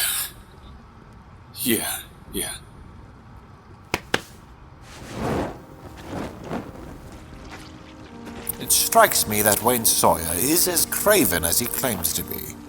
While he postures and beats his chest, his confidence is a clumsy veneer, slathered on with drink and violence and rage. All this stuff, it's gotta come from somewhere. So there's gotta be an exit close by. A tunnel or a drain. Or a door. Like Jack's door? The incongruency of it all. It is almost like a vestibule. What now? A space between doors. You reckon there's more than one? Perhaps. But didn't Lila say that's how the blight spreads? Hold that thought, Mr. Sawyer. We have company. God damn it! The dumping ground gives way to an open sea with misshapen islands. And the stench becomes so pungent, tears streak our faces clean. I taste bile. Gunfire rings in my ears. It's getting deeper! We gotta go back! The behemoth is right behind us! This is why I don't go to fancy, schmancy balls! There! The motor car! As we approach the peculiar motor car, the truth of the islands are suddenly made known to us. Human bodies in varying stages of decomposition, the freshest bloated and burst like overripe fruit, and leaking brackish decay into the greasy sea below. Mounds of bones and severed heads are stacked in pyramids. A message, perhaps, or ghastly decor. The liquid, the sea, we had been wading through all this time. It had been... Jesus. Oh, fuck! I know it is repulsive, but there isn't anyone else to hide. Why can't nothing be normal no more? Grain mercy. This is normal.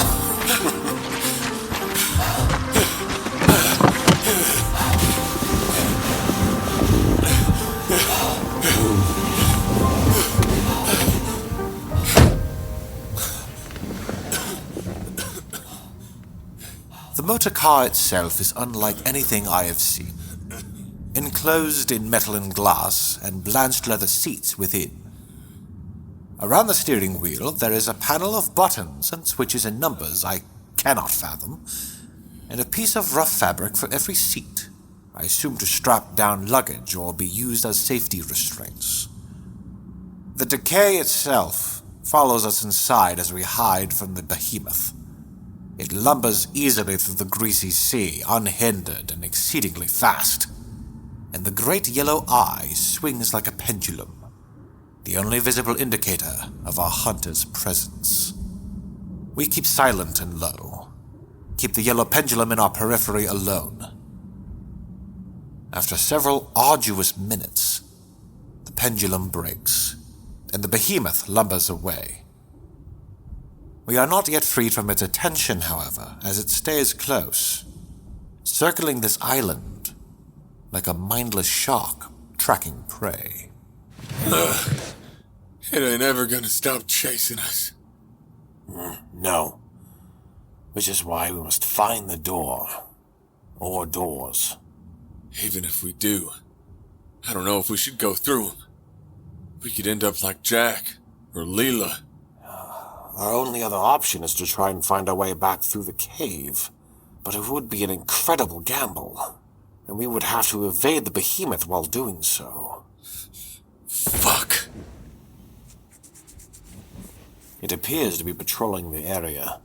It knows we are here, but not our precise location. Okay, so let's go now, while we can. We leave this vehicle, Mr. Sawyer, and it will hear us. It will know precisely where we are. We don't have time, Cross. Daisy and Lila are at the ball. What if Strauss does something to him, huh? What then? I know, but we cannot do anything if we are dead. And if they die while we're down here sitting on our hands? Nah, I can't do that. Wayne, get your fucking hand off me! I understand your concern for your friends. I really, truly do. But you must realize that we are the ones most at peril here, and we are no good to anyone, least of all your friends, if we get ourselves killed.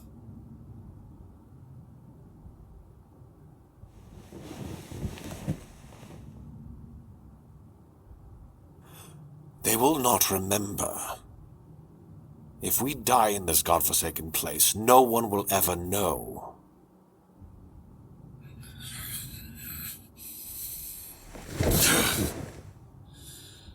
So what do we do? We wait. And as soon as it leaves, we run.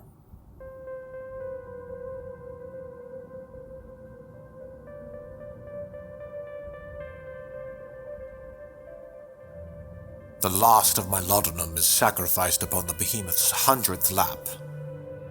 And the stench, while overpowering at first, abates as our noses become numb to it. A small blessing in itself. I simmer in regret for my arrogance, to have led them straight to slaughter, that I had been too careless to call hunger outside the thorns notice, and that I should be so stung by my lady's enduring silence. But the most pathetic regret is one I hold for myself. As I am racked with aches old and new, I hunger for a pipe, a tincture, anything to be afloat, outside of this body, this pain, and in a place so void and wide. 'Tis a kind, quiet death of sorts, absolute peace in a conscious sleep. I simmer in regret, and hours pass like so.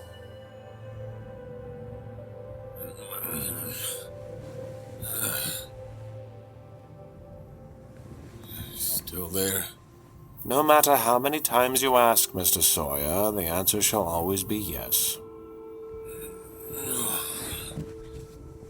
How much longer do we gotta wait?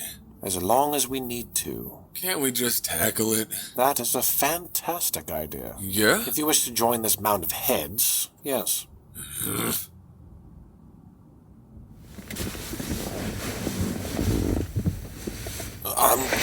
Mr. Sawyer? I ain't being funny or nothing. Just let me sit like this for a minute, will ya? I will not be used as your bedding. Come on, doily. It's freezing in here. Just for a minute, all right? You're like a goddamn bedwarmer.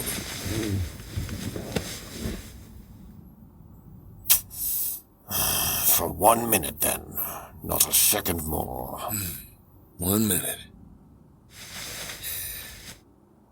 You got any liquor on you? No. Water? Water being an afterthought is rather telling. Are you gonna yell at me again? No. You smell like poppy. I smell like putrefaction. That a fancy schmancy perfume? It is almost poetic, your way with words. Yeah? Reckon I could be a poet? Absolutely not. Will used to write poems. He was real good at it, too. Will? My brother. I used to come up with a tune on the guitar, and Will would come up with the words. They weren't half bad, you know. Where's your brother now? Elysium, probably. Want to hear me do a poem? Please, God, no. The doily cloth is really frilly. His mansion's called Tui Nui. Dear God. He's got a sword and a cane, and he's a something pain. There you go. That'll cost you $10 and a gallon of corn juice. I believe the indebted is yourself for subjecting me to that atrocity. Fine. I'll do over. No, please, no. Once was more than enough. Thank you. A saner man would find it impossible to laugh in our predicament. Yeah. Reckon I gone crazy as a loon. I would not fault you for it.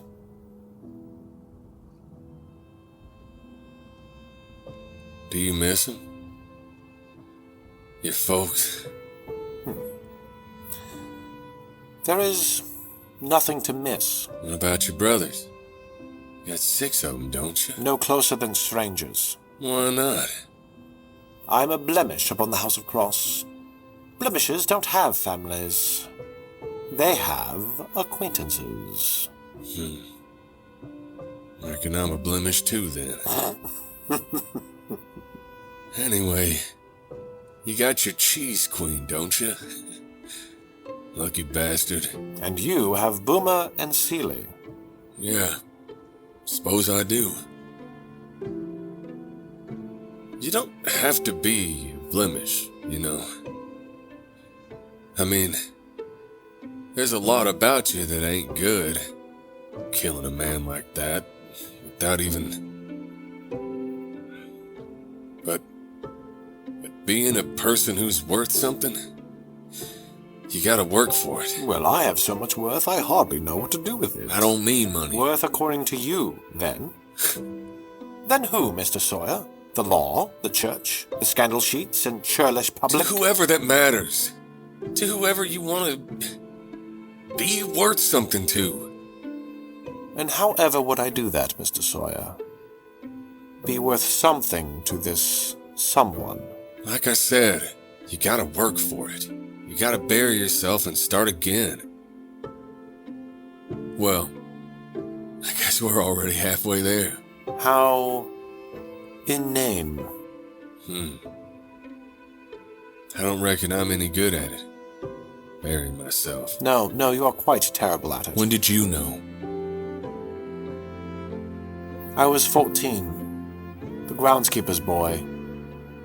He spoke like a general and reared exceptional blooms. I lost a fight and this older kid took me home. Told me about his sketchings. How he liked to draw spiderwebs and sad people. First time I realized how nice it was. What was? Sinning. We were so lovely then, but better off as mementos. I don't think there's anything left. He gave me a drawing too, you know. Kept it in my pocket till I got caught in the rain. It fell apart and I cried and my old man got mad. Don't be a woman. Don't be a fucking woman. Just like that. I don't know. Maybe there's nothing left. You had it, though. Yeah, I did. And it fell apart. He grabs the back of my hand, and his calluses scratch against my fingers. Cracked, dirty nails, wide and tough. Crooked, jutted knuckles, and dandelion scars. There's a tan line around his wrist. Hunger's dying throes upon his skin. I don't feel too good, Cross. I know. There's a dream I've been having. Damn near every night. Went away when I got to the drink. But now the drink don't even douse it. I don't dream at all. I envy you. I die every night and return someone else. I envy you. Motion flakes off my palm, and he has keloids stacked like wood. It means 3 in the east, of the gods, of the living, of the dead. We bear our master's claim alike. I'm glad he had you. Glad you were close. No, we don't. We were never like that. I'm a pissant coward. Always was. You could not have been there. Either way. Bell put him back together. But he rustled in my hands. Just skin stretched over wood shavings and rags. He wasn't supposed to be seeing the bits inside his head. He burns sick heat like he swallowed the sun. Maybe that's why it's so dark. Maybe that's why I can see only him. Tell me about this dream. Where are you? Red River and it's on fire. Everything's drenched in blood, so it's copper and foul, and it's sick. Ain't natural. The flesh on my hands drip raw. I'm slipping in my guts. I'm tangled in ropes of innards. Mine, not mine. Rat king of innards. It's copper and foul, and the fire is sick. So close to death, but you never stayed long enough to know putrefaction. Didn't know bodies could smell so bad. Suppose meat ain't too bad when it's fresh. Tell me about this dream. I ain't alone. No, you are not. I ain't ever alone. I envy you. I ain't ever been alone. Not once. It's so goddamn loud. Who is there? They are. Tangled at me and them. And I'm in that moment, all but me and not fucking cross. I want this. I want to be in this hellscape. I want to throw myself across the river for it. But you haven't. For decades you have taken root in this soil, this bank, foul as it may be. He won't let me. He won't let me go. And I won't let him go. So I'm rooted in this red-dyed riverbank. Deposed, Red King no longer. Cause they don't stop moving. Across the river and I'm still here. Carcass of a pig, clean. And there's a trail of me across the bridge. And I hate him for it. I wanna kill him for it. Who is he? Will, Bo, you, the devil, whatever flayed the flesh from my goddamn hands. The scar upon your belly. That unsightly, jagged maw. Lost my guts. I lost it all. You were standing there, inside spilled from you like steaming drapery, and you were dead. So fiercely dead. Yet upright you stayed, too madam to fall. Yes, you lost your insides. Thus, I filled you with my own. It's gross. It hurts so. Is my lady watching? Did you hear my calls? Tell me about your dream. I can hear me singing. The song I wrote with Will. Were you close? He's got the most claim to me. And you him? He's got the most claim to me. And thus, I filled you with my own. Skin feels too tight. Reckon I'm dying. Tired, sick, not dying. Never dying. Gotta sleep for a bit. Just for a bit. Stay awake, Wayne. They say that a lot, you know? You're always alright. Well, you always are. You? Oh yes, as am I. Sure. But you ain't really anyone, are you? Must I be? There ain't nothing neath the frills. And powders and perfumes. I am afraid I'm a man of no substance. You like it that way. You don't got no mirrors on your walls. You notice? Of course I did. How do you do your preening? Passing glass, glancing iron in the light of adoration. Rich as fucker in mercy. And you ain't got nothing to show for it. At least I am well fed. And have you seen my shoes? Why are you alive?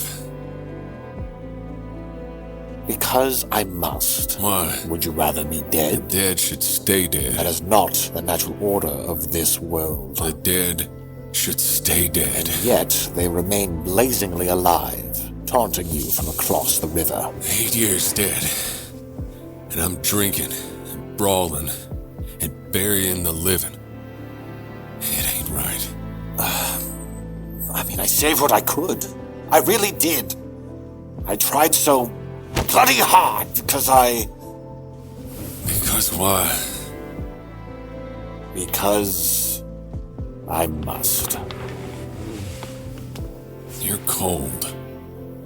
Why are you so cold? Because I tried to save what I could. And it still wasn't enough. It was you, weren't it? No. No. You cut me open. You did this to me. I haven't touched you. Couldn't touch you. You killed me. You goddamn didn't killed me. I wouldn't. Killing you is... How can I do such a thing? You did this to me, Cross. I know you did. I know it. You hollowed me out. Picked me clean, flayed me raw. Wayne, look at me! Died that night, returned someone else. A stranger, there's no name, no face bastard. Strolled right in and took my place. Pulled my boots on his feet and my name on his lips. My face, my voice, my hands. There is naught here but you! Lying bastard. I did not lie! You know it ain't just me. That I ain't alone. Ain't been alone since I opened the lungs. Can't be alone when I'm entangled. You wouldn't understand.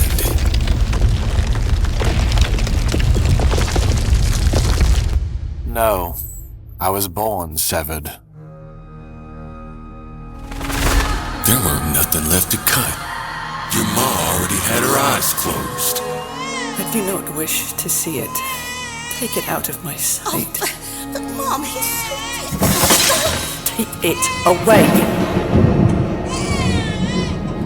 You drive them mad. I drive them mad. All of them. All of them. Always. Always. Your mom. Mother, your pa. father. Your reasons. My reasons.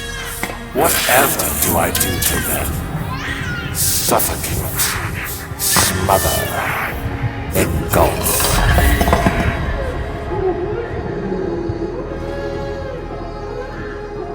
The Marquis wanted more.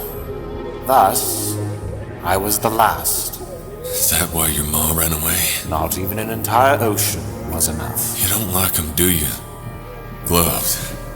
Turn to stone when you put them on. Skin was velvet silk vicuña in those early years.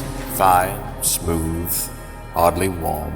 The first time I was touched was in reprimand, a bloodied lapis upon his palsied hand. That's why you do poppy? No, it's for the pain. That's why you do poppy. It is velvet silk vicuña. Does it hurt? Always. And now? Agonizing. You're a damn fool. I'm not really anyone. No. You're a damn fool. A right bastard. A doily dandy motherfucker. Am I now? I can go on. As can I. You couldn't understand. No, but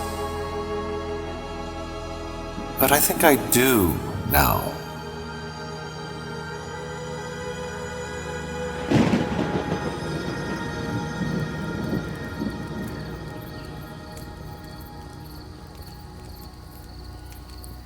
Don't remember where I put them.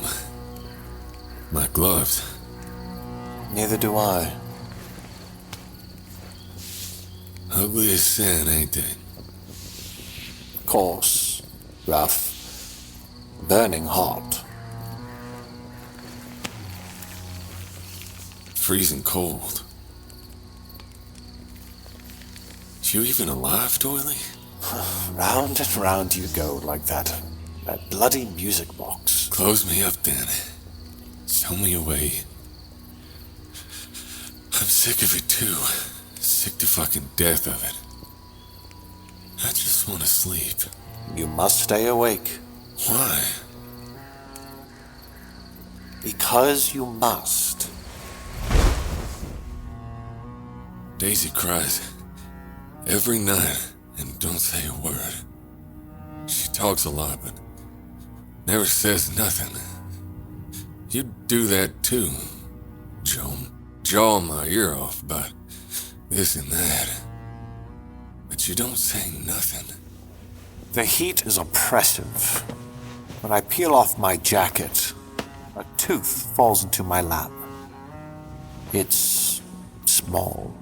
She goes very still while she watches you.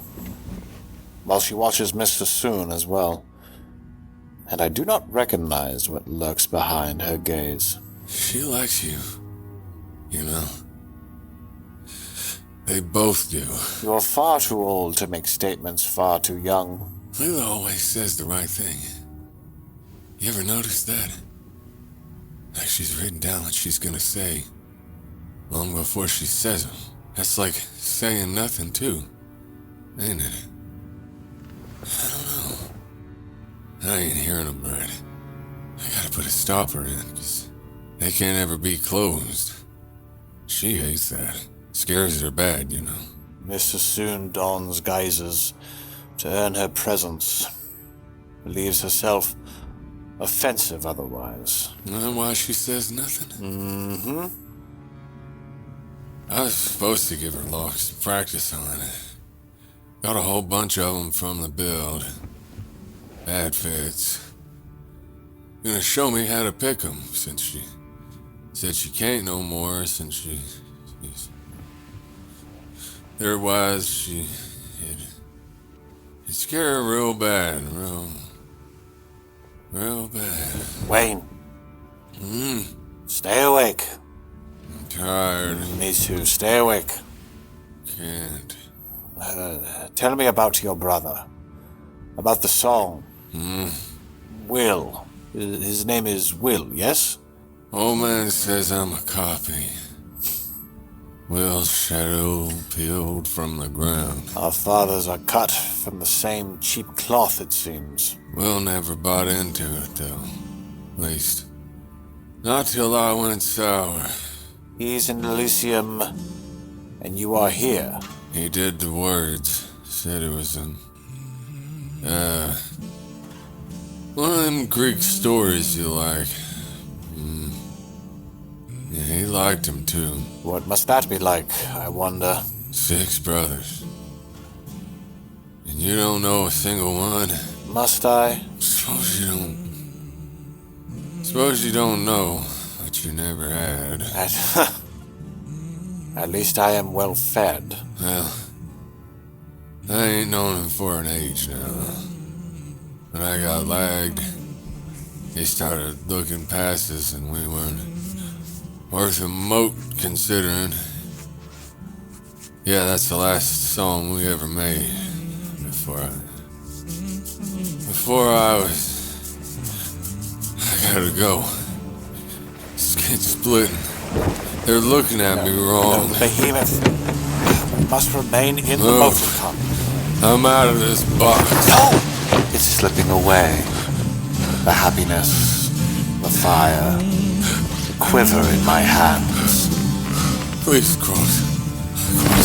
I gotta get outside. I gotta see the sky. Just let me go, alright? I won't be long. I'll be quiet, I promise. Won't say a word. Won't tell no one. They won't even know. Please, Cross. I gotta get outside. I just gotta see the sky. I need to know it's there. Maybe I should cut his throat.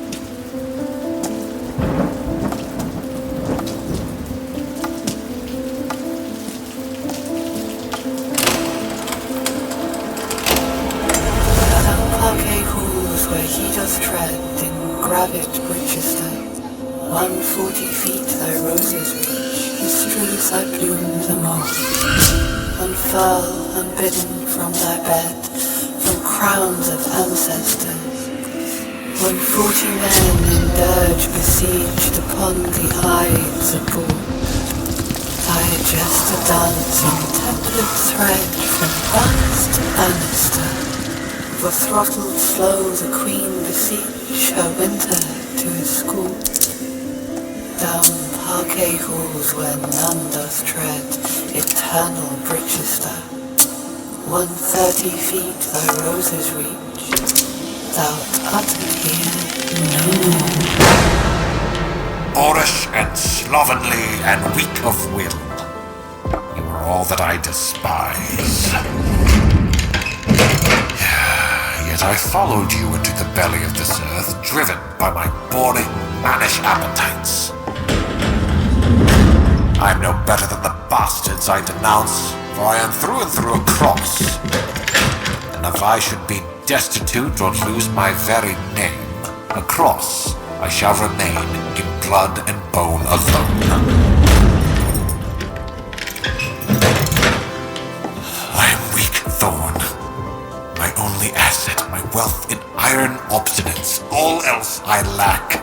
My body, my power, my virtue wasted away beneath the burden of my anguish. I am Craven Thorn. For even if I should have you, as I have you in this sweet play, I would so happily dismantle you. I would pluck you apart and place your pieces within the gilded cage of my ribs, and watch you slowly go mad. And when you inevitably succumb to my attentions, what would become of me? I dare not consider what awaits me then. No, I would rather follow you into the lake, my dumb, pitiful bird, and roam the false skies as the living dead, enduring this eternity with you. Paxton! Pieces of him in my arms. Putrefaction on my shoes and my arms in my arms. Hey. Why are you shaking? Paxton. I'm slipping away. You scared? No. Yes. Are you? I don't feel nothing. What about me? Yeah. You're cold. I am cold. Very, very cold. What is it? They keep looking at us through the windows. Close your eyes, Wayne. I reckon they're ghosts. If you wish to sleep,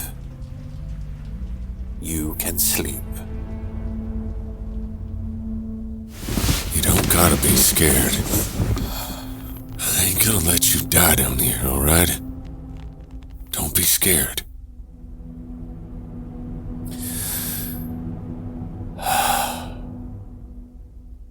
And I am not. Stay with me? I'm staying. I'm here. Roots and all. You are forgiven, by the way. What bastard.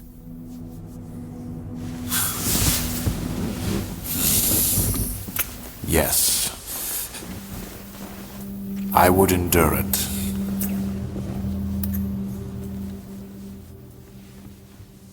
With you.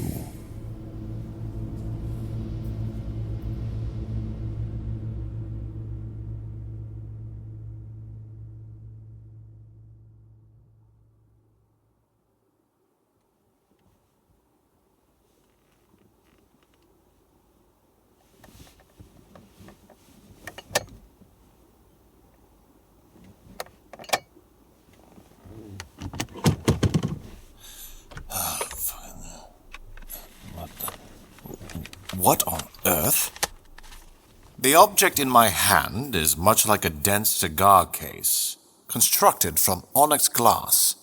Unusual circular designs adorn one side, while the other is smooth like a mirror. There are buttons along the edge, which I assumed would open the case. However, there isn't a seam apparent.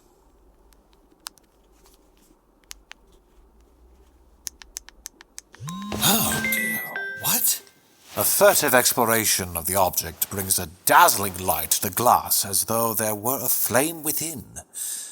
Is this a mystical artifact from another world?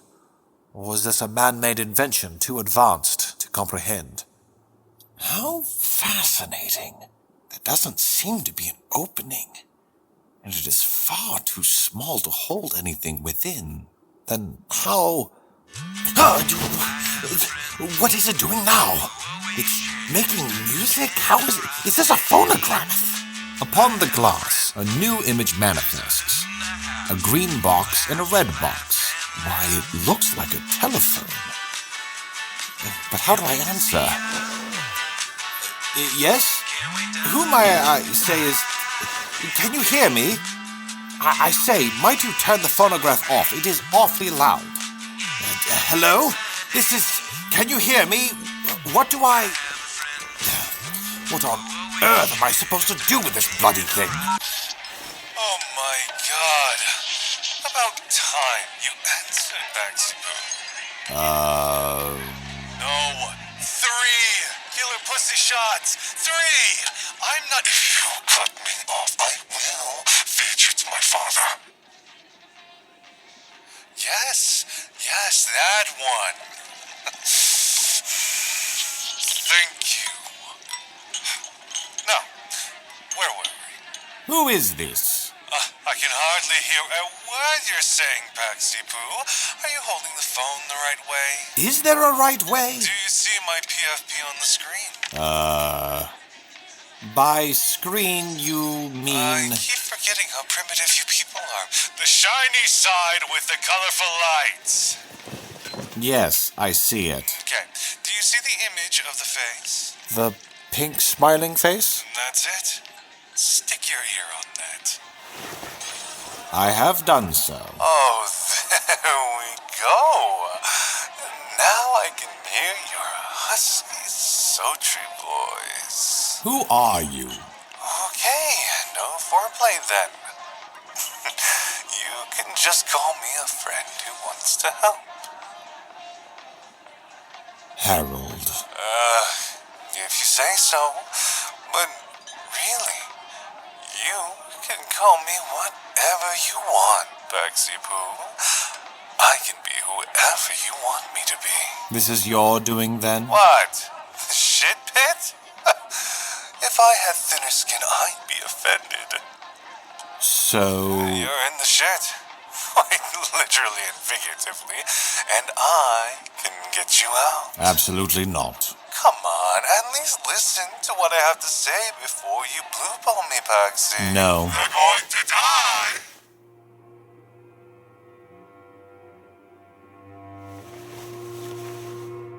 They're going to die. All your little friends prancing around in City Hall. Each and every one of them will be soup by the end of the night. And? Wow. Okay. Maybe you don't understand what I'm trying to say. Oh no, I understand you perfectly. I simply do not wish to have any business with you. Now, if that is all... And what about him? I've already seen it, you know. By dawn, he will bleed from every orifice, too weak to even scream. And as he dies in agony, begging you to save him. Why, oh why won't you save him? There will be nothing you can do. And 5 days later, when he's too putrefied to hold, you'll slit your wrist and bleed out in the dark. That sad, pathetic end of Paxton Cross in the middle of a cosmic cesspool. And no one will know. No one will remember.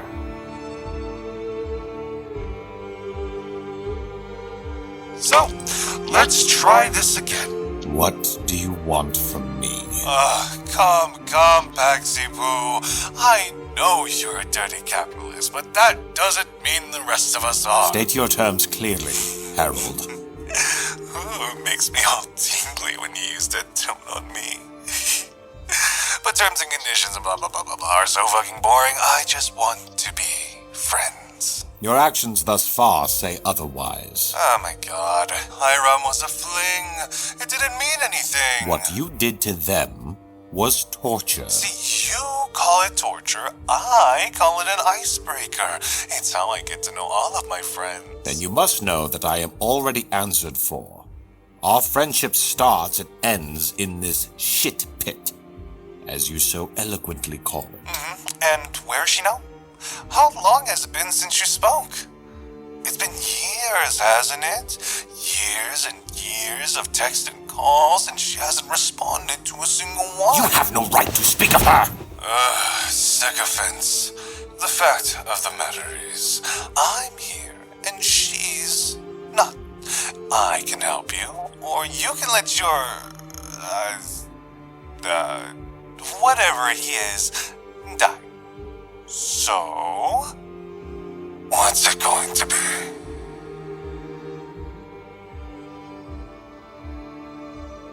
I don't have all night, Paxi Poo, and neither do you.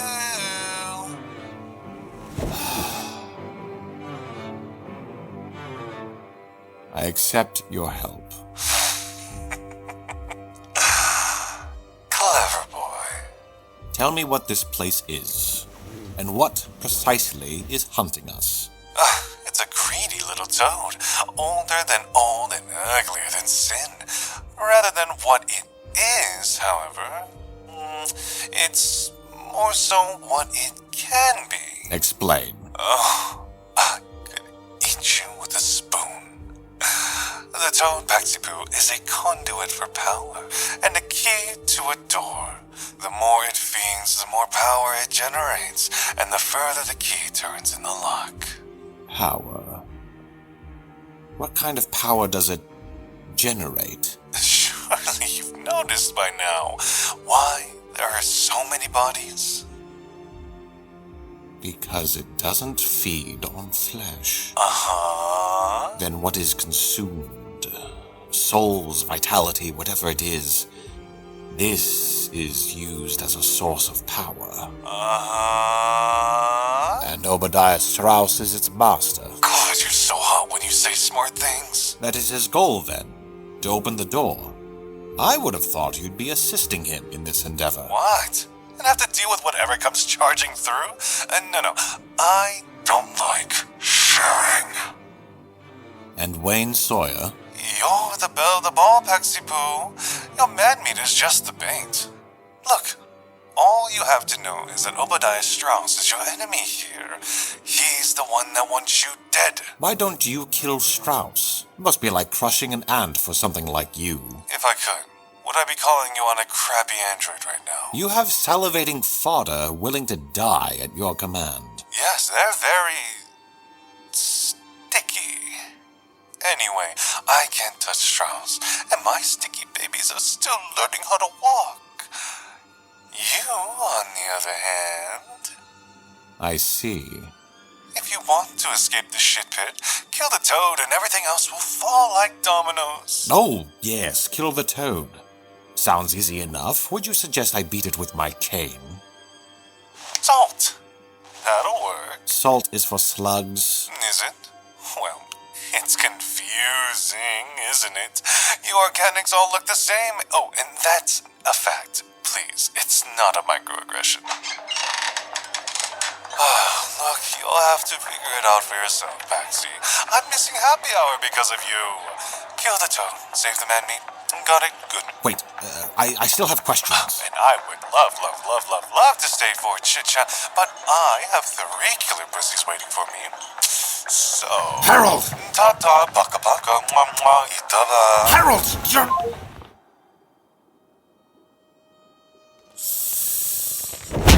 The Herald. I have kept my distance from their sycophants and Byzantine sects. The Heraldists, whose influence has spread across this continent like an infection, have been relegated to my periphery. But now they dare toy with me and mine. We have thus become indebted. They want our friendship. But why? Is it for Daisy Gray, who yet remains stubbornly vague on the details of her history with her so-called friendly they? The events surrounding their relationship flippantly presented as a minor inconvenience. Or is it Miss Sassoon, who, while harboring good intentions, has revealed a dangerous impulsivity that at a glance could be taken as mere naivete? But I sense more behind that sweet and smiling veneer. Or is it a blow against my lady, to steal her claimed in punishment and taunt? Or do they covet it, the sun that he has swallowed.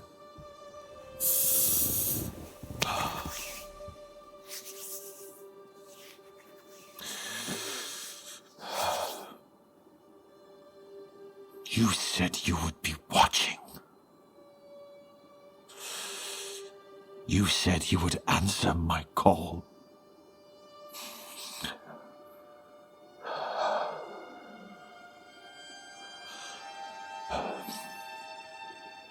You crying, Cross? Mr. Sawyer, I didn't mean to wake you. Come on, Doily.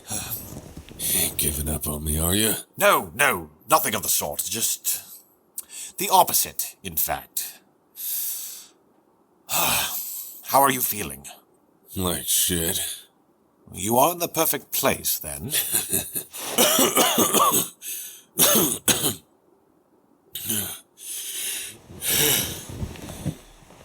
I'm so damn thirsty.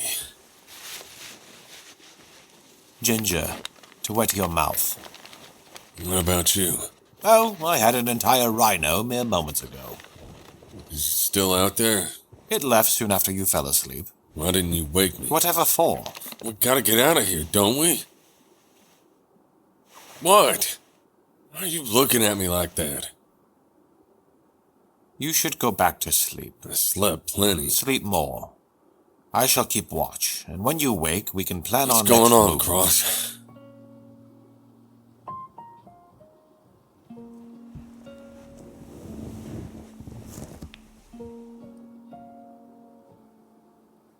I may know a way out. You do? It won't be easy. Of course it won't. We have to kill the behemoth.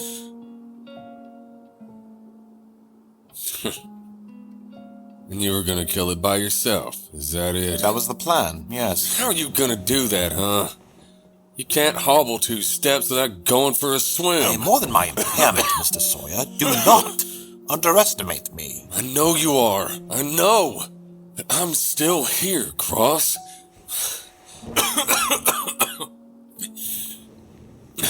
Just don't write me off. All right? Very well. It has come to my attention, through musings entirely of my own, that if we should kill the behemoth, this vestibule too shall be destroyed. In other words, we will be able to make our great escape. Okay. That makes sense. I think. So are you gonna tackle it, or am I? What is your obsession with tackling things? It's fun. Like jumping out of trees. Please, do not jump out of trees. Your knees will thank you when you reach my age. You really think we can kill it? Indeed, I do. And I may have an idea on how we do it. That tiny little flame ain't gonna do much of nothing. Not on its own, no. However, this motor car, if it uses a gasoline engine, we could use it as an incendiary bomb. One large enough to combust the behemoth. Aha! This must be where the fuel tank is located. Rather odd positioning.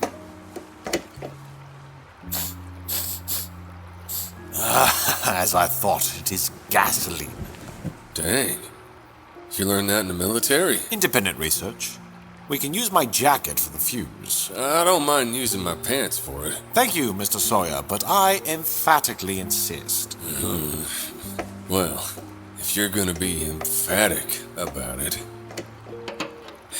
Were you gonna blow me up with the motor car? Is that it? Naturally, of course. See, now I can't tell if you're winding me up again. What's that? A telephone, if you can believe it. I discovered that it also produces music, much like a phonograph. We can set it upon the car, lure the behemoth into the area, light up your jacket, and make our swift escape. We'd be cutting it close.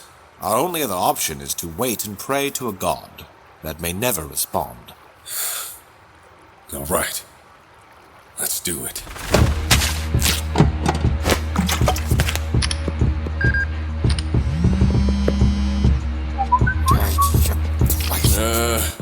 Cross? Do you even know how to use it? Yes, of course I do. It's only a matter of pressing the right thing and patience. So much bloody patience and... Aha! Not bad, doily. Ah, see? There you have it. Rather rudimentary, actually. Shit. Here it comes. Light the fuse, quick! Mr. Sawyer! My hand. They ain't working. Mr. Sawyer, we have to move now! Forget the blasted fuse, run! I almost got it. It lurches, moving with impossible agility. Doily! You're all right. I have you. The behemoth lunges again, relentless and enraged. And we know this is a fight we will not win.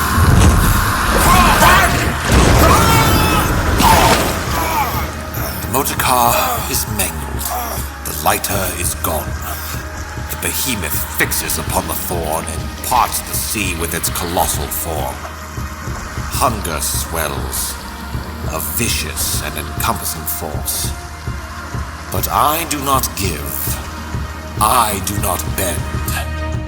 I push against the tide.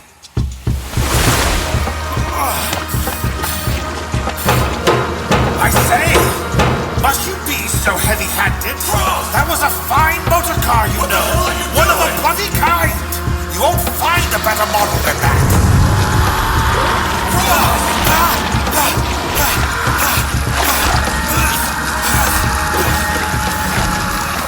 I hasten through the churning sea and back to the dumping ground. The shambling behemoth rapidly closing the gap between us. The darkness crowds my person, urging me on. But my steps falter, and my leg buckles, and the last of my strength dissolves.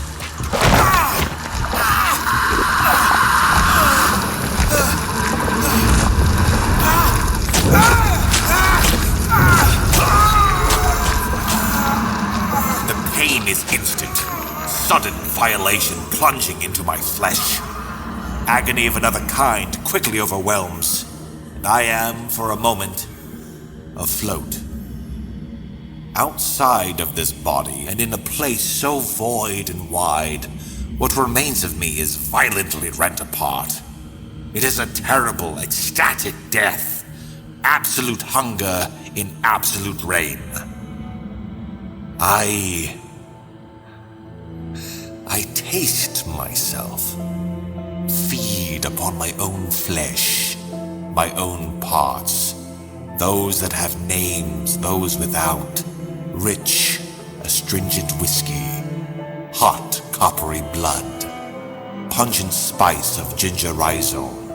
It is...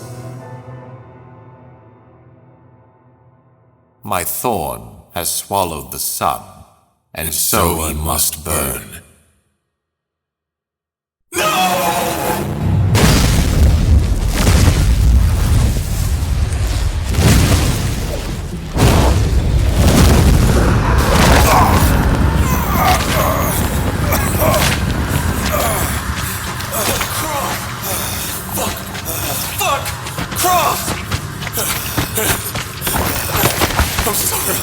I'm sorry. It's my fault. I couldn't lock the damn thing. And you dumb bastard. Why'd you do that, huh? It got you. It fucking got you.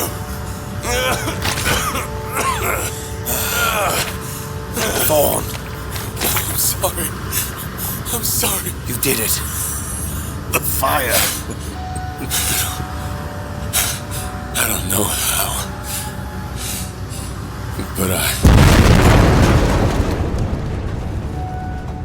In the light of the inferno, the full horror of the vestibule is made known to us, in terrible, spasmodic detail. Before us is the harrowing of hell. unwound flesh of fallen souls, petrified therein this cavernous Gehenna, stretched across an inextricable plain for aeons around and aeons above.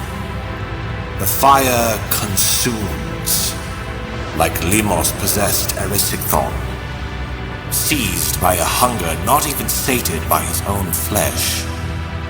The thrashing shadows split and birth countless specters who seek to attend their own pyre. I finally see them. I finally understand. It was not the darkness that accompanied us through the earth. It was the dead.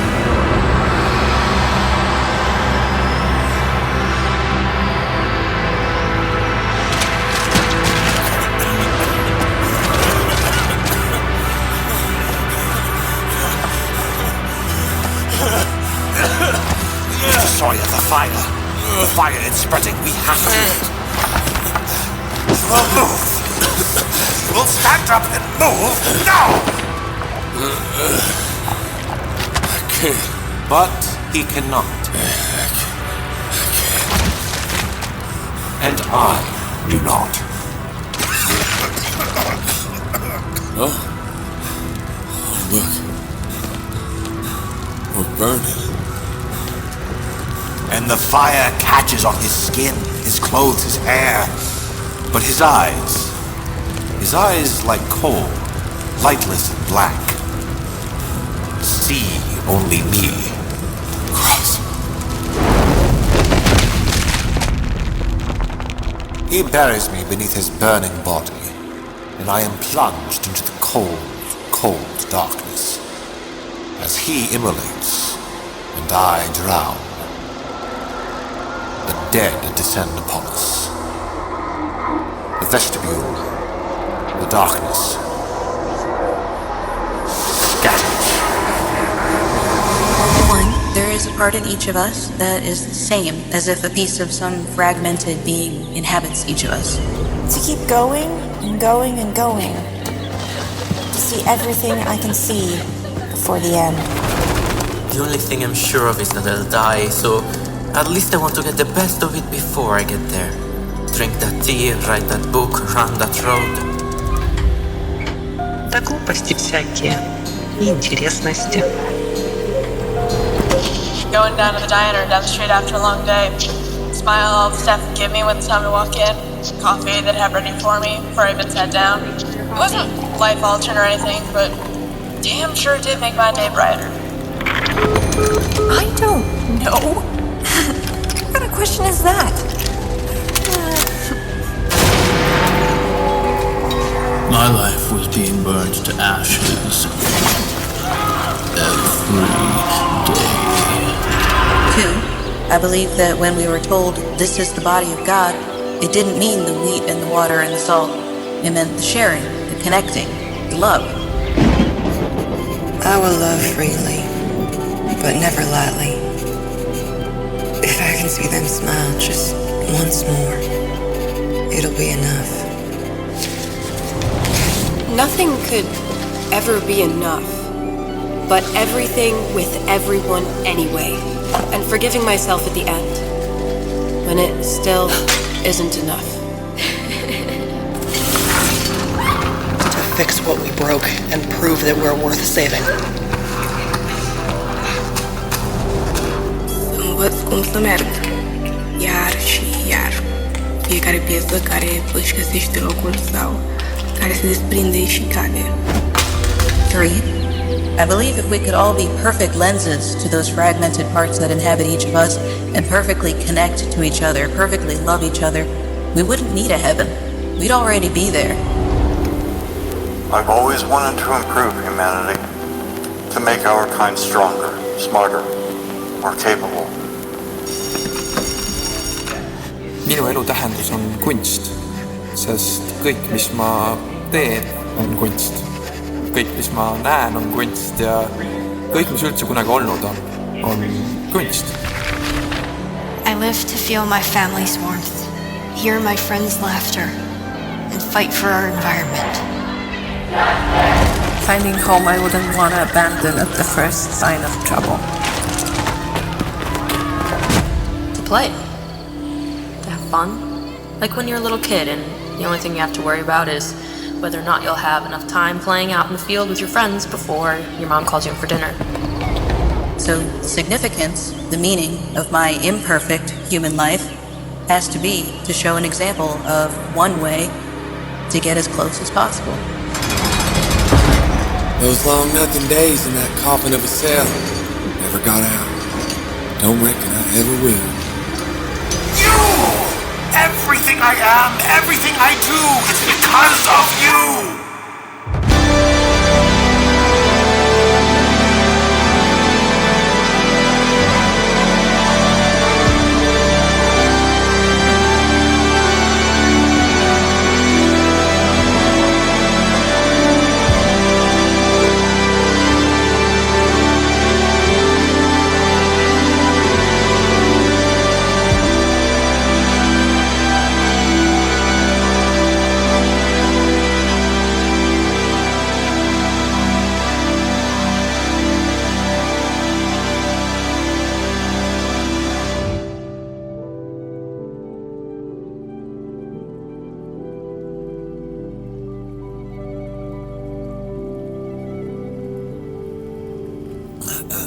Mr. Sawyer. Mr. Sawyer. He is intact and unburnt. Not a scorch mark to be seen.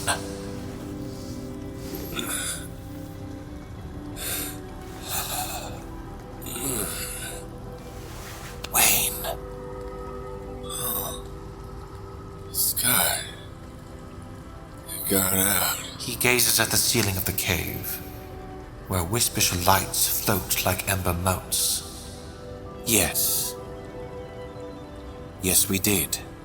The pyre continues on through the narrow passages and sewage tunnels beyond, guided by an unseen hand, or many hands perhaps, in their vindictive siren song. Do you see him cross? A trickle of blood. It snowed. Upside down. We must be nearing dawn. They look real pretty. Don't they? Cross.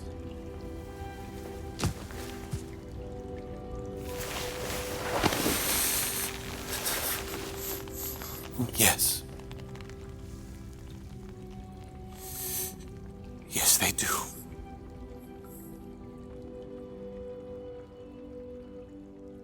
And there is nothing more but the darkness and the pyre and the upside-down snow.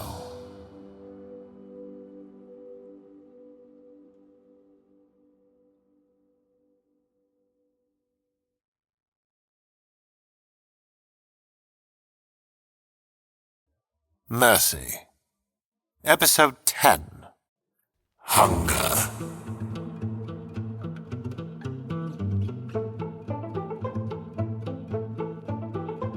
Starring James Reece as Lord Paxton Cross, naturally. Austin Sharp as Wayne Sawyer. Aurora Ave-Lallemant as Dr. Daisy Gray. Sneha Kumar as Lila Sassoon. J. Rossouw, or J33721, as Gilbert Gibbs. Matt Doherty as Hunger. Jiho, or KoreHan, as The Friendly They. Faye Roberts as Lady Endora Cross. And Madison Diaz, or SomethingExtraVA, as Ball Goer number 2. The voices and the words of the souls belong to Coco Chankai, Glendar, Michael Tricca, Leonardo Fratta, Taeo Anderson, Izzy X, Liz, Micah Bumgardner, Kat Lawrence, August Blaine Centauri, Madison, Laura Aki, Kyle Welsh, Iko Marten Kiisler, DF, and Dandelion Jack. A big thank you to you all for lending us your voices and your words for this episode. Mercy is produced by Madison Diaz. The script supervisor is Matt Doherty. Written, directed, and sound designed by Jayan Wan. The sound effects and music for the show is sourced from Epidemic Sound, Freesound, and Pixabay. You can find the link to the full music credits in the description of this episode. Please follow, rate, and review to support our show. This has been presented by Strange Kind Studio.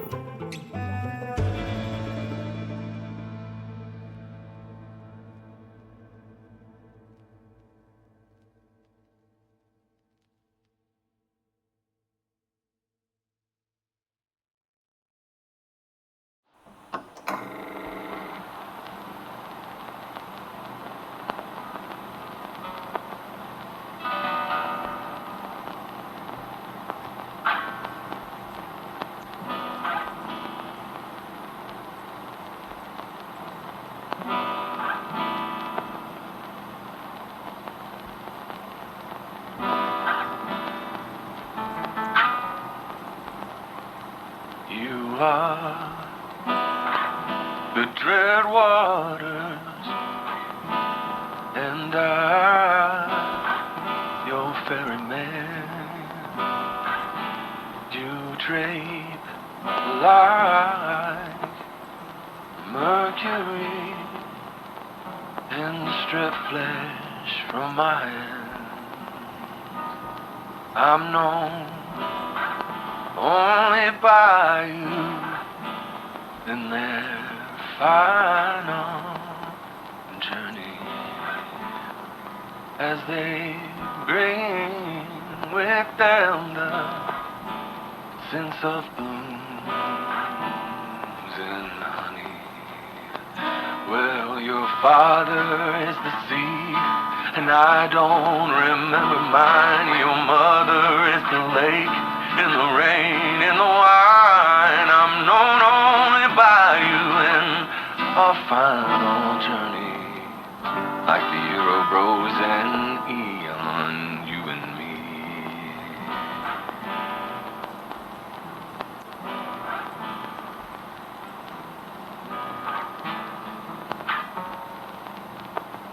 'Cause you are the dread waters, and I'm your ferryman,